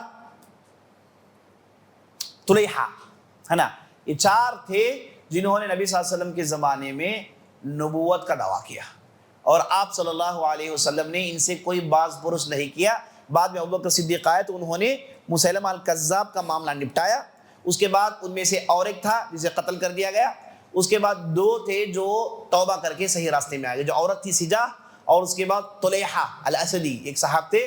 دونوں نے دوبارہ اسلام قبول کیا اور پکے مسلمان رہے, پکے مسلمان رہے. تو یہ جھوٹی نبوت کا سلسلہ نبی صلی اللہ علیہ وسلم کے زمانے میں شروع ہو گیا. اس کے بعد ہر زمانے میں یہ چلتا رہا. تو یہاں پر عزیز ساتھیوں ہماری گفتگو رسولوں پر لے کر ختم ہوتی ہے. مختصر یہ کہ ہم ان پر یہ ڈیٹیل کے ساتھ ایمان لائیں گے کہ یہ فلاں فلاں ہیں, جن کا نام آیا ان کے نام کے ساتھ, کسی نبی اور رسول میں فرق نہیں کریں گے, سب کا ایک ہی مقام ہے, سب کی ایک ہی شریعت ہے, کسی کی توہین نہیں کریں گے. یہ جو بھی ڈیٹیلز آپ نے سنا ان ڈیٹیلز کے ساتھ آپ ان پر ایمان لائیں گے. تو ہماری گفتگو رسولوں پر جو ہے وہ ختم ہوتی ہے. اب گفتگو شروع ہوتی ہے کتابوں پر. دیکھیے, ملائکہ ہو گئے, رسول ہو گئے, کتابیں ہو گئے, یہ تینوں ارکان اصل میں الایمان باللہ میں داخل ہیں. 6 ارکان میں سب سے اہم 2 رکن ہیں, الایمان باللہ, الایمان بیوم القیامہ. اللہ پر ایمان, آخرت پر ایمان. یہ 6 ارکان میں یہ 2 ارکان اہم ہیں. اللہ پر ایمان میں فرشتوں پر ایمان, کتابوں پر ایمان, رسولوں پر ایمان, تقدیر پر ایمان, یہ چاروں اللہ پر ایمان میں داخل ہیں, اللہ پر ایمان میں داخل ہیں. اور آخرت پر ایمان یہ مستقل ہے. یہ 6 رکنوں میں یہ 2 رکن بہت بہت اہم ہیں. اس لیے ہم دیکھتے ہیں مکے میں جتنی بھی آیتیں نازل ہوئی ان دونوں سبجیکٹس کو ڈیل کیا ہے, اللہ پر ایمان, آخرت پر ایمان, اللہ پر ایمان, آخرت پر ایمان. مکی صورتوں کو پڑھیے قیامت کا ذکر ہے, مکی صورتوں کو پڑھیے اللہ پر ایمان کا ذکر ہے. ان 2 موضوعات پر زیادہ مکی صورتوں پر ڈسکس ہے, کیونکہ یہی ایمان کے اساسے ہیں. انہیں کسی نے ہلایا, اس کا ایمان گر گیا, اس کا ایمان گر گیا. تو فرشتوں پر ہماری گفتگو ہو گئی, اور رسولوں اور انبیاء پر ہماری گفتگو ہو گئی, اور نمبر 3 ہے اللہ کی کتابوں پر. دیکھیے, یہ اللہ سبحانہ و تعالیٰ کی سنت ہے کہ اللہ سبحانہ و تعالیٰ انبیاء ہو گئے یا رسول ہو گئے, انہیں کچھ نہ کچھ لکھ کر دیتا ہے, انہیں کچھ نہ کچھ لکھ کر دیتا ہے. نبی ہو کہ رسول ہو, انہیں کچھ نہ کچھ لکھ کر اللہ سبحانہ و تعالیٰ دے دیتا ہے. اگر کتاب بہت ہی چھوٹی ہو, کتاب چاہو, بکلیٹ ہو, انہیں کہتے ہیں صحیفہ. انہیں کیا کہتے ہیں؟ دوبارہ بولیے. انہیں کہتے ہیں صحیفہ, ہے کہ نہیں؟ اور اگر بڑی کتاب ہو تو اسے کہتے ہیں کتاب, بڑی کتاب ہو اسے کہتے ہیں کتاب.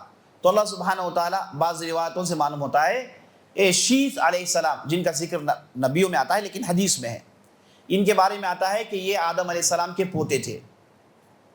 انہیں بعض چیزیں لکھ کر دی گئی, اس کا ذکر ملتا ہے.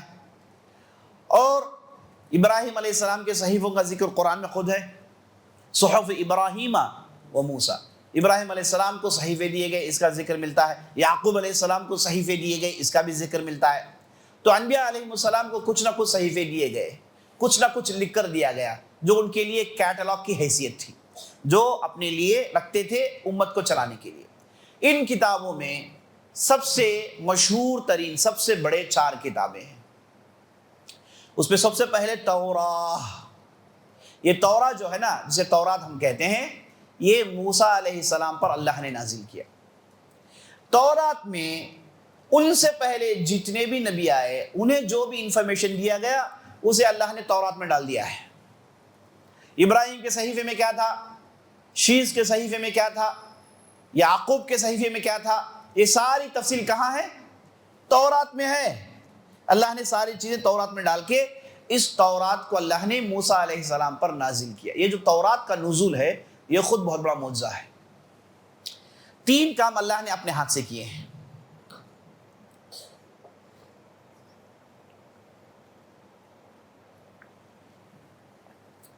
تین کام اللہ نے اپنے ہاتھ سے کیے ہیں، جیسے عائشہ رضی اللہ عنہ کی روایت ہے، اللہ سبحانہ و تعالیٰ نے جنت کو اپنے ہاتھوں سے سوارا ہے۔ جنت کو اللہ نے اپنے ہاتھوں سے سوارا ہے۔ اس کے بعد آدم علیہ السلام کے چہرے کی انجینئرنگ اللہ نے اپنے ہاتھوں سے کی، اسی لیے یونیک ہے چہرہ۔ صرف یہ چہرہ سجدہ کر سکتا ہے، اس کے علاوہ کوئی دوسرا چہرہ سجدہ نہیں کر سکتا۔ ماتھا صرف انسانوں کے لیے، ماتھا اور ناک رگڑتا ہے انسان، یہ سجدہ اس کی جو عظمت ہے صرف انسانوں کو حاصل ہے۔ اللہ اکبر۔ آنکھ، یہ چہرے کو اللہ نے اپنے ہاتھوں سے بنایا ہے۔ اور نمبر 3، اللہ نے تورات کو اپنے ہاتھوں سے لکھ کر دیا ہے۔ اللہ نے تورات کو لکھ کے تختیوں کے شکل میں موسیٰ علیہ السلام کو دے دیا گیا تھا۔ موسیٰ علیہ السلام کو اللہ نے کہا کہ چلو میرے پاس آؤ، طور کے پہاڑی کے پاس۔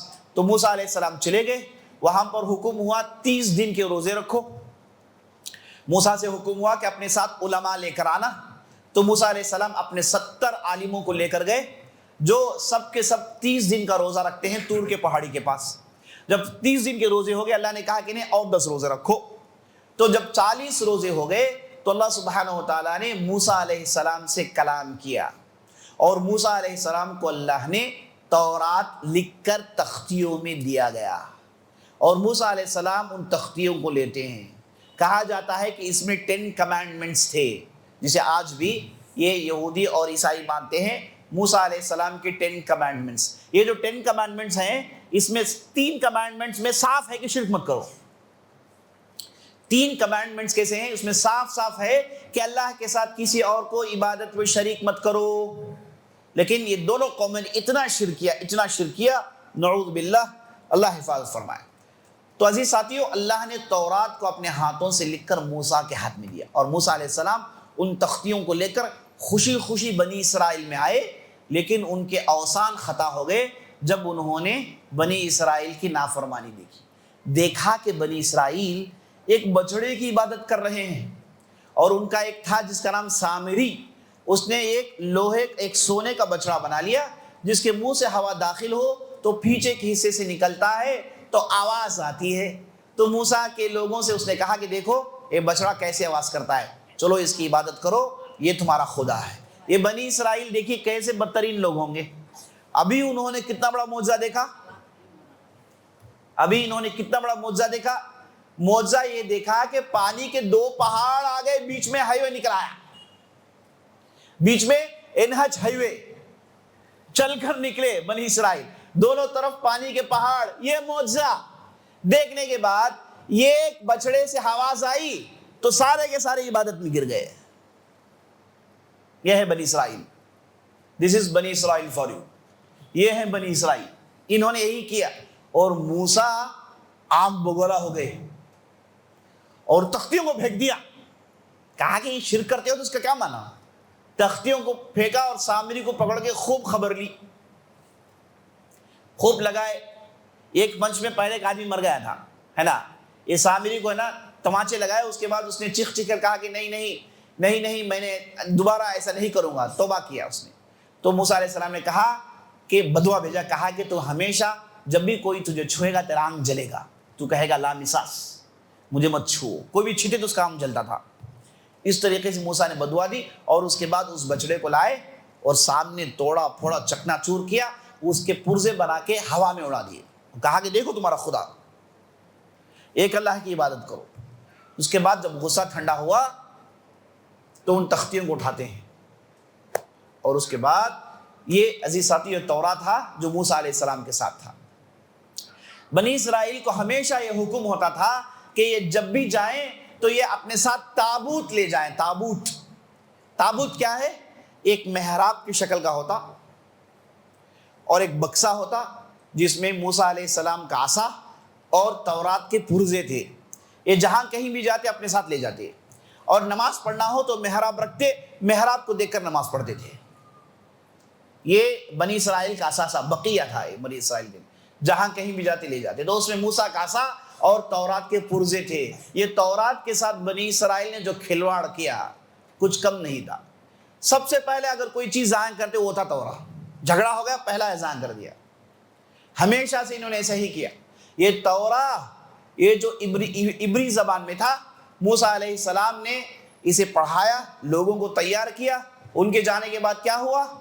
لڑائیوں میں ان لوگوں نے ضائع کر دیا، لڑائیوں میں انہوں نے ضائع کر، جب بھی لڑائی ہوتی تورات ضائع ہو جاتا، پھر کوئی نبی آتا اسے دوبارہ لکھنے کی کوشش کرتا، اس طریقے سے کئی مرتبہ یہ ضائع ہو گیا۔ کہا جاتا ہے ایک نبی آئے جن کا نام تھا عزیر، یہ تورات کے حافظ تھے، انہوں نے دوبارہ تورات کو لکھنے کی کوشش کی اور دوبارہ انہوں نے تورات کو لکھا، لیکن اس کے بعد پھر لڑائیوں میں انہوں نے ضائع کر دیا۔ ہر بار لڑائی میں ضائع کرتے ہیں، کئی مرتبہ یہ ضائع ہو گیا، یہاں تک کہ عیسیٰ علیہ السلام آئے اور اللہ نے عیسیٰ علیہ السلام پر انجیل نازل کیا۔ انجیل نازل، یہ جو انجیل ہے یہ کوئی مستقل کتاب نہیں ہے، یہ تورات کا ایک اپنڈکس سمجھیے، یہ جو اصل تورات ہے اس کا یہ اپنڈکس ہے، اس میں جو چینجز ہو گئے اسے کتاب کی شکل میں ہاتھ میں دے دیا گیا، کہا کہ بھائی یہ جو تورات ہے اس کے ساتھ اس انجیل کو جوڑ لو، یہ تمہاری شریعت ہے۔ عیسیٰ علیہ السلام نے لوگوں کو سکھایا، بتایا کہ یہ تورات کا حصہ ہے، اسے اس طریقے سے ریکٹیفائی کر دیا گیا ہے۔ تو انجیل کوئی مستقل کتاب نہیں، یاد رکھ لیجئے۔ اس کے بعد ذکر آتا ہے زبور کا، یہ زبور یہ کوئی مستقل کتاب نہیں ہے، یہ صرف تعریف ہے اللہ کی جو داؤد علیہ السلام پر نازل ہوئی، جسے لے کر داؤد علیہ السلام گاتے تھے، اور جب داؤد علیہ السلام گاتے تھے تو ان کے ساتھ پرندے، جانور، جن سب گاتے تھے، اور اللہ نے بڑا زبردست ہنجوڑا انہیں دیا تھا، بڑے پیارے انداز سے گاتے تھے۔ تو وہ جو گاتے تھے وہی زبور تھا۔ زبور میں صرف اللہ کی تعریف، سمجھیے کہ سورہ فاتحہ جیسے کچھ۔ تو اصل کتاب قرآن سے پہلے تورات، اور جب قرآن نازل ہوا اللہ نے تورات کے پورے انفارمیشنز کو اس میں ڈال دیا۔ یہ جو آپ کے پاس قرآن ہے اس میں تورات کی پوری اہم باتیں ہیں، اور یہاں تک اہل علم کہتے ہیں یہ جو سورۃ الانعام ہے اس کی جو شروعات ہے یہ اصل میں تورات کی شروعات تھی، اصل میں تورات کی شروعات تھی۔ تو تورات میں جتنی بھی باتیں تھیں ساری باتوں کو اللہ نے قرآن میں رکھ دیا، اور قرآن نازل ہوا تو تورات، زبور، انجیل سب کو منسوخ قرار دیا گیا، صرف آخری کتاب قرآن ہے۔ تو یہ 4 کتابوں کا ذکر آتا ہے، تورات، زبور، انجیل اور قرآن۔ اس میں تورات فیبریکیٹڈ، اس کے اندر رد و بدل کر دیا گیا، صاف صاف بدل دیتے ہیں، اور یہ جو انجیل کے ساتھ یہ جو مذاق کرتے ہیں ہے نا، خطرناک مذاق کرتے ہیں۔ بائبل لگ بھگ 300 سے زیادہ ہو گئے تھے، بعد میں انہوں نے اس میں سے 5 سلیکٹ کیا، اور اس کے بعد 5 میں انہوں نے جو ہر سال ایک کمیٹی بیٹھتی ہے، بیٹھ کے ڈسکس کرتے ہیں کہ یہ آیت رکھیں یا نہ رکھیں، باقاعدہ اس میں فیصلے ہوتے ہیں کہ کنٹینیو کریں یا نکال دیں، نکال دیتے ہیں، کبھی ایڈ کر لیتے ہیں ہے نا، اور اس کے بعد کہتے ہیں کہ ورڈ آف گاڈ، کیسے بھائی ورڈ آف گاڈ، منمانی تو تم کر رہے ہو ہے نا۔ اس کے بعد ایک کنگ آیا جسے کنگ جیمز کہتے ہیں، یہ جو تھا یہ تھا برٹش انگلینڈ کا، اس نے ایک فائنل کاپی چھاپی جو آج تک یہ لوگ استعمال کرتے ہیں۔ یہ 1800 میں اس کا ایک کاپی نکلا تھا جسے آج تک یہ لوگ اسے معتبر مانتے ہیں۔ اگر آپ اس بائبل کو کھول کر دیکھیں گے تو ایک ہے اولڈ ٹیسٹامنٹ، ایک دوسرا ہے نیو ٹیسٹامنٹ، اس کے بیچ میں ایک چیپٹر جسے وہ پامس کہتے ہیں، یہ اصل میں زبور تھا۔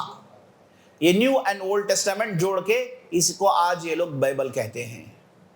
اب یہ جو بائبل ہے اسے 5 ان کے عالموں نے لکھا ہے، ایک کا نام تھا لوقا، ایک کا تھا مرقس، ایک کا نام تھا جان، فلاں فلاں، 5 لوگوں نے مل کے ہے نا Bible of locus, Bible of marks, ایسا بول کے 5 بائبلوں کو جوڑ کے یہ جو بائبل ان کے ہاتھ میں موجود ہے، یہ کب لکھا گیا؟ عیسیٰ علیہ السلام کے جانے کے 70-80 سال کے بعد اسے لکھا گیا، اور عیسیٰ علیہ السلام کے پاس اسے حفظ کرنے کا سسٹم نہیں تھا، نہ اس سے پہلے حفظ کرنے کا سسٹم تھا، ہمیشہ ان کے پاس دیکھ کے پڑھنے کا سسٹم تھا۔ اس کے بعد اللہ سبحانہ وتعالیٰ نے قرآن نازل کیا، قرآن کو اللہ نے عربی میں رکھا اور عربوں پر اس کتاب کو نازل کیا، ایسی قوم پر نازل کیا جس کے پاس اوڑھنا بچھونا عربی زبان تھا بس، ان کے پاس نہ فیکٹریاں تھیں، نہ ان کے بستیاں ڈیولپڈ تھے، ان کے پاس جو کچھ بھی تھا سرمایہ یہ عربی زبان تھی، شعر و شاعری تھی۔ کوئی بھی قوم شعر و شاعری کے مارکیٹ رکھتی ہے، یہ قوم رکھا کرتی تھی۔ سالانہ ان کے پاس 7 8 مارکیٹ لگتے تھے، جس میں کوئی چیز خریدنا بیچنا نہیں تھا، یہاں پر صرف شعر و شاعری کرنا تھا۔ سے ملی نہیں، ان کے پاس فلسفے نہیں آئے، ان کے پاس قیصر اور کسریٰ کے نئی باتیں نہیں آئی، یہ لوگ بالکل ایکورڈ تھے، بالکل علی الفطرہ تھے۔ ان لوگوں پر اللہ نے قرآن نازل کیا، اور قرآن کو اللہ نے فصاحت و بلاغت کی چوٹی بنائی، ان کے زبان دانی کو اللہ نے چیلنج کیا، اور یہ زبان دان قرآن کو دیکھ کر ان کے منہ ٹھپ ہو گئے، ان سے جواب بن نہیں پڑے، اور قرآن کو انہیں آخر کار ماننا پڑا۔ یہ قرآن قیامت تک کا بہت بڑا معجزہ ہے، اور یہ ایسا معجزہ نبی آخر الزمان کا معجزہ، قیامت تک کے رہنے والا معجزہ ہے۔ اللہ اکبر، اللہ نے اس کی ایسی حفاظت کی ہم بیان نہیں کر سکتے جی ساتھیوں۔ اللہ اکبر، اللہ نے جو قرآن میں کہا اِنَّا نَحْنُ نَزَّلْنَا الذِّكْرَ وَإِنَّا لَهُ لَحَافِظُونَ، بلا شبہ ہم نے اس قرآن کو نازل کیا ہے اور اس کی حفاظت کی ذمہ داری ہم پر ہے۔ اللہ نے پوری ذمہ داری اپنے اوپر اٹھا لی۔ تو کیسے حفاظت کی؟ پہلے ایسی قوم جو زبان دانی کی دیوانی تھی، شعر و شاعری یاد کرتے تھے، اپنے جانوروں کے نسل یاد کرتے تھے، 30 پیڑھیاں یاد ہوتی تھی، اونٹ کے 30 پیڑھیاں یاد ہوتی تھی، ہے نا۔ ایسی قوم جب قرآن نازل ہوئی، ام ہشام رضی اللہ عنہ کہتی ہیں کہ میں نے سورہ قاف ممبر میں سن کے یاد کر لیا۔ جائیے آپ سورہ قاف نبی صلی اللہ علیہ وسلم ممبر میں پڑھتے تھے، میں نے سن کے یاد کر لیا، اور آپ صلی اللہ علیہ وسلم جیسے ہی قرآن نازل ہوتا اسے لے کے نماز میں پڑھتے، اور نماز مکے کے زمانے سے واجب ہے، اور پیچھے کے لوگ کھڑ کے قرآن سنتے اور یاد کرتے جاتے، یہاں تک کہ جب پورا قرآن نازل ہو گیا، اس کی یاد کرنے والوں کی تعداد 100 سے زیادہ تھی، اس کا کچھ نہ کچھ حصہ ساری امت یاد کی ہوئی تھی۔ اللہ اکبر۔ اس طریقے سے قرآن کی حفاظت 2 طرز میں ہوئی۔ پہلا سینوں میں حفاظت، زبانی یاد ہے، کون کیا بگاڑ لے گا؟ زبانی یاد ہے تو کون کیا بگاڑ لے گا بھائی؟ نہیں ہو سکتا نا، تو زبانی یاد ہے۔ نمبر 2، اسے لکھ کر بھی حفاظت کی گئی، اس کتاب کی حفاظت لکھ کر بھی کی گئی، تو سینوں میں اور لکھ کر، صدور سطور دونوں میں اس کی حفاظت ہوئی الحمدللہ۔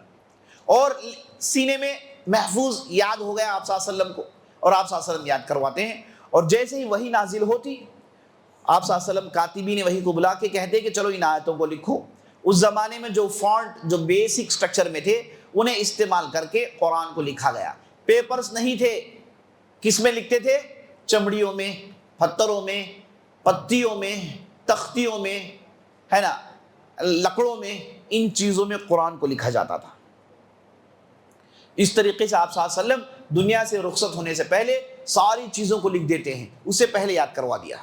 دونوں طریقے سے قرآن کی مضبوط حفاظت ہوئی۔ یہ جو لکھا ہوا ہے یہ گم بھی جائے، مسلمانوں کو کوئی دقت نہیں، 1 منٹ سے پہلے پوری چیزوں کو لا سکتے ہیں۔ ساری دنیا میں کتنے حفاظ ہیں؟ اللہ اکبر، ان گنت۔ ارے بھائی صاحب، قرآن کو چھوڑیے، قرآن کی زبان میں جو ڈکشنریاں ہیں وہ یاد کیے بیٹھے ہیں لوگ، احادیث کو یاد کیے بیٹھے ہیں لوگ، ہے نا۔ عرب زمین میں ایک پہاڑ نہیں، ایک پتھر نہیں جس کے نام محفوظ ہیں۔ عرب زمین کے نالے پہاڑ یاد ہیں۔ یہ پوری عربی زبان محفوظ ہے، چونکہ قرآن میں ہے، پوری عربی زبان محفوظ ہے، ایک ایک لفظ کی حفاظت ہوئی ہے، کتنے اشعار کی حفاظت ہوئی ہے۔ غیر معمولی حفاظت صرف اللہ ہی کر سکتا ہے، کسی انسان کی بس کی بات نہیں، کسی بھی انسان کی بس کی بات نہیں۔ یہ جو قرآن جو وحی کے شکل میں تھا، یہ جو کتاب کے شکل میں آپ کے سامنے آیا ہوا ہے، اس کے پیچھے ہسٹری ہے، اس کے پیچھے تاریخ ہے، جو ہم میں سے بہت ہی کم لوگ جانتے ہیں۔ ہم اور آپ کو جاننا چاہیے کہ یہ کتاب کی شکل میں کیسے آ گئی بھائی۔ وحی، قرآن کیا ہے؟ وحی ہے۔ وحی کیا ہے؟ جبرائیل علیہ السلام اللہ سے وحی لیتے ہیں اور نبی صلی اللہ علیہ وسلم کے دل میں ڈال دیتے ہیں۔ وحی کے ذریعے سے قرآن نبی صلی اللہ علیہ وسلم کو پہنچایا گیا، لکھ کر نہیں دیا گیا۔ ضرورت کے تحت 20 پر 3 سال میں کبھی سوال کا جواب، کبھی کوئی ضرورت آئی، کوئی مسئلہ پیش آیا تو اللہ سبحانہ و تعالیٰ نے آیتیں نازل کرنا شروع کر دی، کبھی 2 آیت، کبھی 3 آیت، کبھی 4، کبھی آدھا سورہ، کبھی پورا سورہ۔ اس طریقے سے قرآن کے اندر 114 سورے ہیں۔ سب سے لمبا سورہ سورہ بقرہ ہے، جس کے اندر 286 آیتیں ہیں۔ سب سے چھوٹی سورت سورت کوثر ہے جس میں 3 آیتیں ہیں۔ اس طریقے سے 114 سورت اللہ نے نازل کی، یہ ساری سورتیں محفوظ کر دی گئیں، ساری باتیں محفوظ کر دی گئیں۔ اب ہوا یہ کہ آپ صلی اللہ علیہ وسلم جب دنیا سے گئے تو حفاظ تو تھے، لیکن یہ تھا لکڑوں میں، چمڑیوں میں، پتھروں میں۔ ابوبکر صدیق رضی اللہ عنہ کا زمانہ آیا تو اس وقت ایک بہت بڑی لڑائی ہوئی، یہی جھوٹے نبی کے خلاف لڑائی ہوئی جسے معرکۃ الیمامہ کہتے ہیں۔ اس لڑائی میں ہوا کیا؟ بڑے بڑے حفاظ مار دیے گئے، لگ بھگ 70 حفاظ شہید کر دیے گئے۔ لڑائی کے بعد عمر بن خطاب کو بے قراری ہوئی، انہوں نے آ کر کہا کہ ہمارے بہت ہی اہم لوگ شہید ہو گئے، تو ڈر اس بات کا ہے کہ کہیں قرآن ضائع نہ ہو جائے، اے ابو بکر صدیق اسے لکھ کر کتاب کی شکل دے دیجئے۔ ابو بکر صدیق نے کہا کہ نہیں بھائی صاحب، یہ کام ہم سے ہو نہیں سکتا، جو کام نبی صلی اللہ علیہ وسلم نہیں کیا ہے ہم کیوں کریں گے، ہم نہیں کریں گے۔ لیکن بار بار عمر بن خطاب نے ابوبکر صدیق سے گفتگو کی، یہاں تک کہ ابوبکر صدیق کا دل کھل گیا۔ اس کے بعد دونوں نے فیصلہ کیا کہ یہ ذمہ داری کسے دیتے ہیں۔ دونوں نے مل کے پتہ ہے کسے بلایا؟ ایک نوجوان صحابی جن کا نام تھا زید بن ثابت الخزرجی۔ یہ جب بھی آپ مصحف پڑھتے ہیں اس صحابی کو یاد کریے، آپ جو بھی پڑھیں گے ان کے کھاتے میں اجر جائے گا۔ اسے کتاب کی شکل دینے والے یہی زید بن ثابت تھے جو مدینہ کے رہنے والے تھے۔ حالانکہ اس زمانے میں ابی بن کعب بھی تھے، عبداللہ بن مسعود بھی تھے، یہ دونوں قرآن کے چوٹی تھے۔ عبداللہ بن مسعود، اس کے بعد ابی بن کعب، یہ دونوں قرآن میں ان کا لیول ہی الگ تھا۔ لیکن ان دونوں کے ہونے کے باوجود زید بن ثابت کو ذمہ داری اس لیے دی گئی۔ زید بن ثابت وہ صحابی ہیں جو نبی صلی اللہ علیہ وسلم کے آخری زمانے میں آپ صلی اللہ علیہ وسلم کے ساتھ رہے، اور آخری زمانے میں پورا قرآن نبی صلی اللہ علیہ وسلم کو سنایا، اور نبی صلی اللہ علیہ وسلم سے پورا قرآن سنا۔ اسے آخری ٹائم میں جب قرآن پڑھا گیا، اسے کہتے ہیں العرض الاخیر۔ العرض الاخیر میں زید بن ثابت شامل تھے، یہ دو بزرگ شامل نہیں تھے، اس لیے ان دونوں نے زید بن ثابت کو بلایا، چونکہ آخری جو قرآن کا ارینجمنٹ ہے، آخری جو سیکوینس ہے جو نبی صلی اللہ علیہ وسلم نے کیا، اس کا علم زید بن ثابت کے پاس بھرپور تھا۔ تو دونوں نے بلایا اور زید بن ثابت سے کہا کہ دیکھو بھائی، تمہیں اسے کتاب کی شکل دینی ہے، ہڈیوں میں پتھروں سے نکال کے کتاب کی شکل دیجئے۔ زید بن ثابت نے کہا کہ اگر مجھے کہا جاتا احد کا پہاڑ یہاں سے وہاں رکھ دو تو رکھ دیتا، یہ اس سے بڑا بوجھ تھا، یہ کام میں کیسے کر پاتا۔ لیکن دونوں نے کہا کہ نہیں، تم ہی کو کرنا ہے، تم امانت دار ہو، تم علم والے ہو، تم اس کام کو کر سکتے ہیں۔ اور زید بن ثابت کو حرم میں مدینے میں بٹھا دیا گیا، اور مدینے والوں میں اعلان کر دیا گیا جس کے پاس جو کچھ بھی قرآن کی شکل میں لے آئیں، ہے نا، جو کچھ بھی لکھا ہوا لے آئیں، اور ان کے پاس جو لکھا ہوا ہے اس کے لیے 2 ثبوت لے کر آئیں۔ اس طریقے سے زید بن ثابت بیٹھ گئے حرم کے اندر مدینے میں، اور اس کے بعد اسے لکھنا شروع کیا، کوئی آیت 2 آیت لے کر، کوئی 3، انہیں تو یاد ہے، لیکن مزید کنفرمیشن کے لیے ہر آیت لکھتے، چیک کرتے کہ یہ کہیں لکھ کر محفوظ ہے کہ نہیں ہے۔ اس طریقے سے انہوں نے پورے قرآن کو کتاب کی شکل دے دی۔ آخری آیت میں آئے تو پھنس گئے، آخری آیت میں آئے تو پھنس گئے۔ کیا آیت تھی؟ لَقَدْ جَاءَكُمْ رَسُولٌ مِّنْ أَنفُسِكُمْ عَزِيزٌ عَلَيْهِ مَا عَنِتُّمْ حَرِيصٌ عَلَيْكُمْ بِالْمُؤْمِنِينَ رَءُوفٌ رَحِيمٌ۔ یہ آیت کے لیے جو صحابی لکھ کر لائے تھے ان کا نام تھا خزیمہ، ابن خزیمہ رضی اللہ عنہ۔ وہ آئے، انہوں نے ایک ہی ثبوت دیا، کہا کہ بھئی ایک ہی ثبوت ہے، اور زید بن ثابت رک گئے، کہا کہ نہیں، ہمارے پاس تو شرط یہ ہے کہ 2 ثبوت ہونی چاہیے، رک گئے۔ اس کے بعد گئے، جا کے ابوبکر صدیق عمر سے کہا کہ دیکھو اس آیت کے لیے ثبوت ہے، کہ آیت تو یاد ہے، لیکن انہوں نے مزید کنڈیشن ڈال رکھا تھا کہ جو بھی لکھا جائے گا اس کے لیے مدینے والوں سے ثبوت ہوگا۔ تو کہا کہ اس آیت کے لیے ایک ہی ثبوت ہے۔ دونوں بیٹھے رہے۔ اس کے بعد عمر بن خطاب نے کہا کہ کون ہے، بتاؤ نام کیا ہے؟ کہا کہ ابو خزیمہ۔ کہا کہ ابو خزیمہ ہے تو لکھ لو۔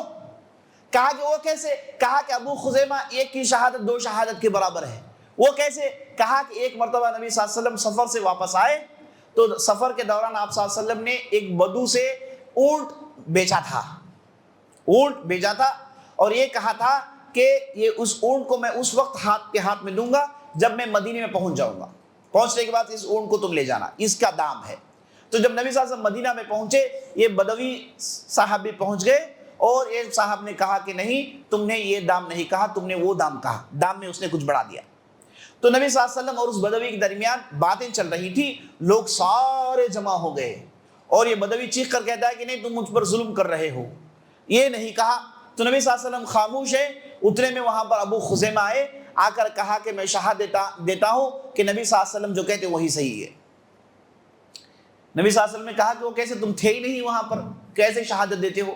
ابو خزیمہ نے کہا اللہ کے رسول آپ کو اللہ نے امانت دار بنایا، قرآن کی آیتیں آپ سناتے ہیں تو ہم مان لیتے ہیں، غیب کی باتیں آپ سناتے ہیں تو ہم مان لیتے ہیں، یہ کہ ہم نہیں مانیں گے؟ آپ کیسے جھوٹ بول سکتے ہیں؟ آپ کے اندر یہ جھوٹ کی کیفیت ہے ہی نہیں۔ آسمان کی خبریں ہم مان لیتے ہیں، قیامت کے آنے والی باتیں مان لیتے ہیں، یہ نہیں مانیں گے کہ آپ نے ایک دام میں فیصلہ کیا، اسے ہم کیوں نہیں مانیں گے؟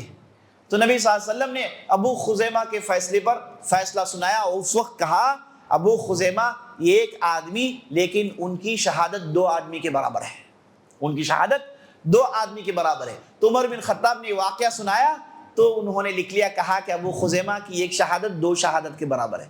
اس کے بعد اس آیت کو قرآن کے اندر ڈال لیا گیا۔ اس طریقے سے زید بن ثابت نے اسے کتاب کی شکل دی۔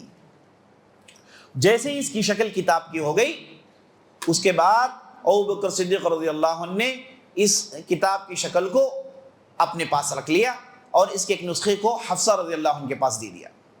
تو ابوبکر صدیق رضی اللہ عنہ کے زمانے میں یہ چیز کتاب کی شکل میں آ گئی۔ اس کے بعد عثمان رضی اللہ عنہ کا زمانہ آیا تو کئی لوگ جو غیر عربی تھے وہ مسلمان ہو جاتے، مسلمان ہو گئے لیکن ان کی زبان عربی نہیں تھی۔ تو جب وہ نماز پڑھتے تھے تو وہاں پر ایک نیا پیچیدہ مسئلہ کھڑا ہو گیا قراءت کا۔ دیکھیے یہ جو عرب تھے سب قبیلہ ایک ہی لہجہ نہیں بولتے تھے، جیسے ہماری اردو ہے، ایک اردو یہاں کی ہے، کڑپا والے بولتے ہیں، ایک حیدرآباد کی ہے، ایک ہمارے مدراس کی بھی ہے، ایک لکھنؤ کی بھی ہے، دلی کی بھی، سب اردو ایک ہے؟ نہیں ہے نا۔ آپ نکو بولتے ہیں، وہ لوگ کہیں گے نہیں، ہے نا، فرق ہی نہیں ہے، کتنے سارے الفاظ ہیں جو بدلتے رہتے ہیں۔ تو اس طریقے سے عربی زبان میں بہت زیادہ ہے، لہجے کے اختلافات بہت ہیں اور عربی بولنے والوں کی تعداد اور بھی بڑی ہے۔ ہر قبیلہ اپنا لہجہ بولتا، دوسرے قبیلے کا لہجہ نہیں بول سکتا، اس کی زبان میں نہیں چڑھ سکتا۔ تو نبی صلی اللہ علیہ وسلم نے ہر قبیلے کو ان کے لہجے میں پڑھنے کی اجازت دے دی۔ بنو اسد تم تمہارے لہجے میں پڑھو، بنو تمیم تم تمہارے لہجے میں پڑھو، قریش تم تمہارے لہجے میں۔ خود آپ صلی اللہ علیہ وسلم قریشی تھے، قریشی لہجے میں قرآن پڑھتے تھے۔ جب تک یہ معاملہ عربوں کے درمیان تھا کوئی پریشانی نہیں، آپس میں پہچانتے تھے، سمجھ لیتے تھے۔ لیکن جب یہ معاملہ غیر عربوں کے پاس گیا انہیں یہ پریشانی ہوئی کہ قرآن جو بدلتا نہیں، یہ کیسے لوگ بدل بدل کے پڑھ رہے ہیں، کیسے بدل بدل کے پڑھ رہے ہیں، یعنی لہجے میں اختلافات کیسے؟ مثال کے طور پر والضحیٰ ہے، بعض لہجے میں والضحیٰ ہے، والضحیٰ ہے، اور بعض حروف کو بدل کے پروننس کریں گے، حمزہ کے جگہ عین، عین کے جگہ حمزہ، ہے نا۔ بعض جگہ سین کو شین جیسا پروننس کریں گے، لیٹرز کو بدل کے پروننس کریں گے، الفاظ کو بدلیں گے، ہے نا۔ مالک یوم الدین ہے تو بعض لوگ کہیں گے ملک یوم الدین، ان کی زبان میں ملک ہی لفظ ہے، مالک کا لفظ نہیں ہے۔ تو اس طریقے سے لہجوں میں بہت سارے اختلافات تھے۔ جب غیر عرب کے پاس اختلافات گئے انہیں بات سمجھ میں نہیں آئی، انہوں نے سمجھ لیا کہ لوگ قرآن میں تبدیلی کر رہے ہیں، قرآن کو چینج کر رہے ہیں، اور قرآن کیسے چینج ہو سکتا ہے؟ یہ آخری کلام اللہ کا، چینج نہیں ہوتا ہے۔ تو پھر یہ چینجز کیا ہیں؟ خاص طور پر یہ مسئلے جب غیر عرب عربی سے ملتے لڑائی کے میدان میں، بستیوں میں ہوتے تو کوئی مسئلہ نہیں تھا، جب لڑائی کے میدان میں ان کی ملاقات ہوتی، کوئی آ کے کوئی امامت کرتا، کوئی آ کے کوئی امامت کرتا، پیچھے یہ جو پڑھنے والے انہیں باتیں سمجھ میں نہیں آتی، لڑائی جھگڑا ہو گیا، یہ ایک دوسرے کو کافر کہنے لگے۔ یہ لڑائی کو حذیفہ بن یمان نے دیکھا، اس وقت تو اذربائیجان میں تھے، انہوں نے دیکھا کہ آپس میں لڑ رہے ہیں، تو دوڑ کے نبی صاحب عثمان بن عفان کے پاس آئے، آ کر کہا یا خلیفۃ المسلمین ادرک امتک قبل ان تضیع، اے عثمان امت کو پکڑیے اس سے پہلے کہ یہ لوگ اختلافات میں بڑھ جائیں۔ تو کہا کیا؟ کہا کہ یہ معاملہ ہے۔ تو عثمان نے کہا، پھر زید بن ثابت کو بلایا، بلا کر ان کے ساتھ 3 قریشی نوجوانوں کو دیا، کہا کہ تم لوگ ایک کمیٹی بیٹھو، اب پورے قرآن کو ایک لہجے میں لکھو۔ قرآن نبی صلی اللہ علیہ وسلم کا لہجہ قریشی لہجے میں نازل ہوا، اب تم لوگ ایک لہجے میں اسے لکھو۔ تو زید بن ثابت اور دوسرے صحابہ جو قریشی تھے سب بیٹھ کے اسے قریشی لہجے میں ری رائٹ کرتے ہیں۔ اب پورا قرآن قریشی لہجے میں محفوظ ہو گیا، اور عثمان بن عفان اس کے 7-8 نسخے بنائے اور سارے عالم اسلامی میں جتنی بھی سٹیز تھے سب کو پہنچایا، اور ساتھ ایک قاری بھیجا، کہا کہ آج کے بعد سب اسی قرات کو فالو کریں گے۔ اس طریقے سے عثمان بن عفان نے بہت بڑی مصیبت کو بڑی آسانی سے ٹیکل کر لیا۔ تو اس طریقے سے قرآن قریشی لہجے میں پڑھا جانے لگا۔ یہ جو 7 قرات کہتے ہیں کیا ہے؟ 7 قرات کہتے ہیں کیا ہے؟ یاد رکھ لیجئے، جو قریشی جو لہجہ ہے، یہ قریشی لہجہ سارے عرب میں مشہور لہجہ اس لیے کہ 5 منٹ ہیں، 10 منٹ ختم کر لیں گے انشاءاللہ۔ اس لیے مشہور ہے کہ جو قریش ہیں یہی کعبے کے ذمہ دار ہیں، جتنے بھی دوسرے قبائل کے لوگ ہوتے وہ قریشی لہجے بولنے میں عزت محسوس کرتے، اور قریشی لہجہ سب لہجوں سے لے کے اس نے اپنا ایک لہجہ بنایا ہوا تھا۔ تو یہ جو چینجز ہیں جو ہم قرات میں پڑھتے ہیں وہ اصل میں قریشی لہجے کے چینجز ہیں۔ بہرحال علم القرات ایک مستقل سبجیکٹ ہے، اس کی گہرائی میں جائیں گے تو پوری تفصیل آپ جان سکتے ہیں، میں نے مختصر آپ کے سامنے رکھ دیا ہے۔ اور اس کے بعد عزیز ساتھیوں یہ کتاب کی شکل میں عالم اسلامی میں تھا۔ اب یہ کب پرنٹ ہوا؟ یہ سب سے پہلے 17 سینچری میں سب سے پہلے پتہ ہے کس نے پرنٹ کیا؟ عیسائیوں نے پرنٹ کیا۔ عیسائیوں نے سب سے پہلے جرمنی میں پرنٹنگ پریس فائنڈ آؤٹ کیا۔ ان کے پاس انہوں نے پتہ ہے کیوں فائنڈ آؤٹ کیا؟ بائبل چھاپنے کے لیے، بائبل چھاپنے کے لیے فائنڈ آؤٹ کیا۔ اس کے پاس چھاپنے کے لیے کوئی کتابیں نہیں تھی، پوری عربی کتابیں چھاپتے تھے۔ بعد میں جرأت کر کے انہوں نے ایک مرتبہ مصحف چھاپ لیا، اور علماء نے کفر کا فتویٰ دیا، اگر کسی نے اس مصحف کو خریدا کافر ہو گیا، کیونکہ عیسائیوں نے چھاپا۔ تو شروع میں چھپا تو لوگوں نے قبول نہیں کیا۔ بعد میں 18ویں سینچری میں ایک بہت بڑے عالم ہے رضوان المخللاتی ان کا نام تھا، انہوں نے آف سیٹ میں اسے پہلی مرتبہ چھاپا۔ اس کے بعد اس کے اندر بہت ساری غلطیاں تھیں، اسے بعد میں اسے ریکٹیفائی کرتے رہے۔ 1910 کے آس پاس ہندوستان میں تاج کمپنی والوں نے مصحف چھاپا جو آج تک موجود ہے۔ یہ جو ہندوستانی مصحف ہے یہ تاج کمپنی والے چھاپے ہیں، کافی بڑی محنت ان لوگوں نے کی ہے۔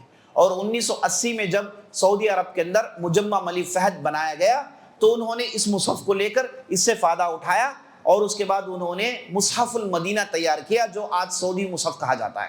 اس کے اندر کوئی غلطیاں نہیں، اس کے اندر بعض کہیں آگے پیچھے ہو گیا ہے، اس کے اندر کوئی غلطیاں نہیں۔ اس مصحف کی خوبی یہ مصحف المدینہ کے اسے لکھا گیا، اس کے بعد اس کے نسخے بنائے گئے، وہ کوئی فونٹ نہیں ہے جو چھاپا گیا، اسے لکھا گیا، ہاتھ سے لکھا گیا ہے۔ لکھنے والے بہت بڑے عالم طہ عثمان جو مدینے میں رہا کرتے ہیں۔ اس طریقے سے اسے کتاب کی شکل دی گئی۔ کتاب کی شکل میں جو آئی ہے اس کے پیچھے غیر معمولی محنت ہے۔ آپ جاتے ہیں 150 روپے میں خرید لیتے ہیں، ہے نا، اور اس کے بعد پڑھتے بھی نہیں ہیں۔ یہ ہمارا معاملہ ہے۔ جب علم آسان ہوتا ہے لینے والے کم ہو جاتے ہیں، علم مشکل ہوتا ہے لینے والے آتے ہیں، سیکھتے ہیں، محنت کرتے ہیں۔ بہرحال عزیز ساتھیوں یہ جو کتابوں پر ایمان ہے یہاں پر ہماری گفتگو ختم ہوتی ہے۔ اس طریقے سے اللہ نے قرآن کے اندر تورات کو ڈال دیا، اور قرآن کو اللہ نے بھرپور محفوظ کر دیا، اور انشاءاللہ قیامت تک یہ کتاب باقی رہے گی۔ اللہ سے ہم دعا کرتے ہیں ہمیں جو بھی کہا جو بھی سنائے اس کے مطابق ہمیں گفتگو عمل کرنے کی توفیق بخشی۔ انشاءاللہ کل کے سیشنز ہوں گے، پہلا سیشن یوم القیامت پر، دوسرا سیشن تقدیر پر۔ یہ دونوں بہت بہت اہم ہیں۔ تقدیر کا معاملہ ایسا ہے جس میں بہت سارے اختلافات دیکھنے کو ملتے ہیں۔ آپ کل کا سیشن اٹینڈ کریں گے، اسے سمجھ لیں گے تو آپ ماشاءاللہ تبارک اللہ کوئی دقت میں نہیں پڑیں گے، آسانی سے معاملات آپ کو سمجھ میں آ جائیں گے۔ تو اس اعتبار سے کل کے 2 سیشنز بہت بہت بہت اہم ہیں۔ تو آپ سے گزارش ہے کہ آج آپ رات بتائیے انشاءاللہ، اور کل کے 2 سیشنز اٹینڈ کرنے کے بعد آپ اپنی جگہوں میں جائیں۔ میں آپ کو دوبارہ مبارکباد دیتا ہوں کہ آپ آئے، سارا دن بیٹھے، ساری باتیں سنی۔ بولنا آسان ہے، بیٹھ کے سننا کیا ہے؟ بہت مشکل ہے، بہت مشکل ہے۔ جو بہت بڑا کارنامہ آپ لوگوں نے کر دکھایا ہے، آپ لوگ مبارکباد کے قابل ہیں۔ کوئی سویا نہیں، سب چستی کے ساتھ ساری باتیں نوٹ کرتے رہے، سنتے رہے۔ اس سے آپ کے اندر جو جذبہ ہے اس کا پتہ چلتا ہے۔ اور آپ کیا ہیں؟ مختلف علاقوں سے آئے ہیں، کوئی نیلور سے آیا ہے تو کوئی فلاں سے آیا ہے، کوئی فلاں جگہ سے آیا ہے۔ ماشاءاللہ تبارک اللہ، اللہ آپ کی آمد کو قبول فرمائے، اللہ آپ کی محنتوں کو قبول فرمائے۔ اس طریقے سے آپ آتے رہیے، اس طریقے سے جڑتے رہیے، اور اس طریقے سے کام آگے بڑھتے رہے گا انشاءاللہ۔ آپ کا یہ جو جمع ہونا ہے اس میں آپ کو ڈبل ٹربل اجر ملے گا۔ پہلے تو آپ اپنے عقیدے والوں کے ساتھ مل بیٹھے ہیں، ہے نا، ایک کار خیر میں جمع ہوئے ہیں، اس کے بعد علم سیکھ رہے ہیں، تو نور علی نور ڈھیر سارے اجر کے آپ مستحق ہو گئے ہیں۔ اور آپ ضرور اپنا فیڈ بیک دیجیے گا انشاءاللہ، اور فیڈ بیک میں یہ بھی بتائیے گا کہ نیکسٹ ورکشاپ آپ کس موضوع پر سننا چاہتے ہیں، یہ بھی اپنے فیڈ بیک میں شامل کریے۔ چلیے میں 3 سوالات پوچھ لیتا ہوں۔ اذان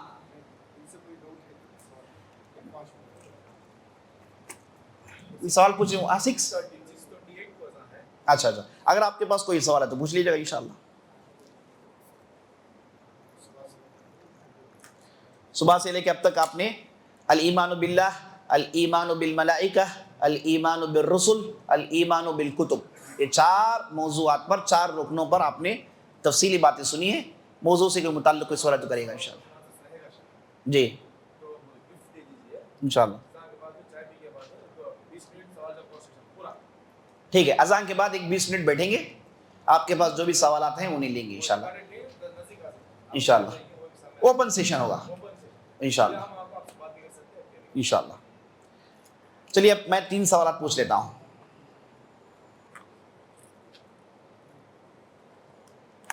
پہلا سوال، جہنم کے داروغہ جو فرشتے ہیں ان کا نام کیا ہے؟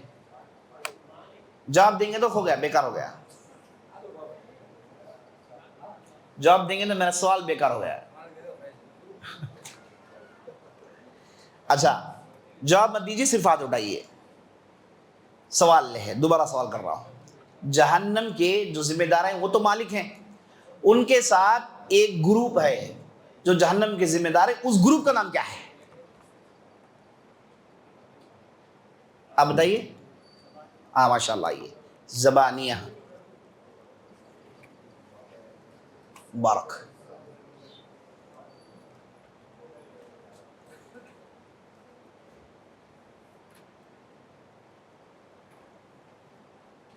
ابراہیم علیہ السلام کے زمانے میں ان کے ساتھ 4 اور نبی رہا کرتے تھے، ان کا نام بتائیے۔ کون بتائیں گے؟ آپ بتائیے۔ ہاں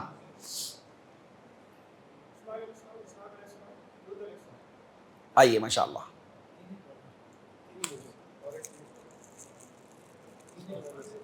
یعقوب علیہ السلام، اس میں اختلاف ہے، ماشاء اللہ مبارک۔ نام آپ کا؟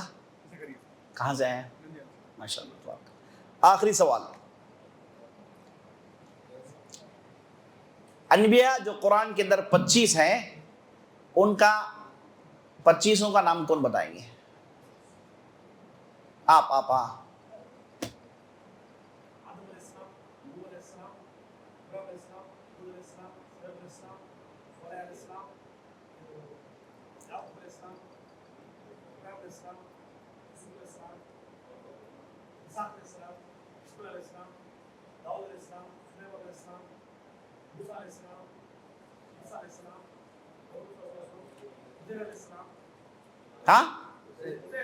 ہاں خدر نہیں ہے، قرآن میں ذکر نہیں ہے۔ آپ 17 بتائے ہیں۔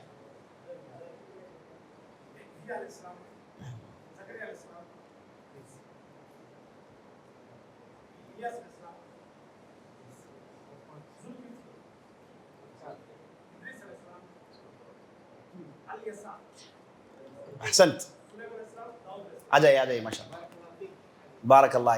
آپ سیکوینس یاد کریں گے نا، یادیں ہوں گی۔ آپ بیچ میں سیکوینس آگے پیچھے کر دیے ہیں، اس نے تھوڑا آپ اسٹرگل کیا ماشاء اللہ۔ آئیے ماشاء اللہ، ماشاء اللہ مبارک مبارک، الحمدللہ، اللہ کو۔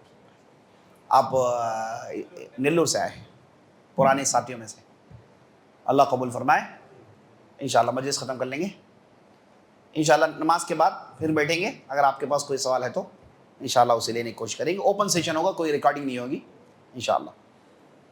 سبحانک اللہم و بحمدک، اشہد ان لا الہ الا انت، استغفرک و اتوب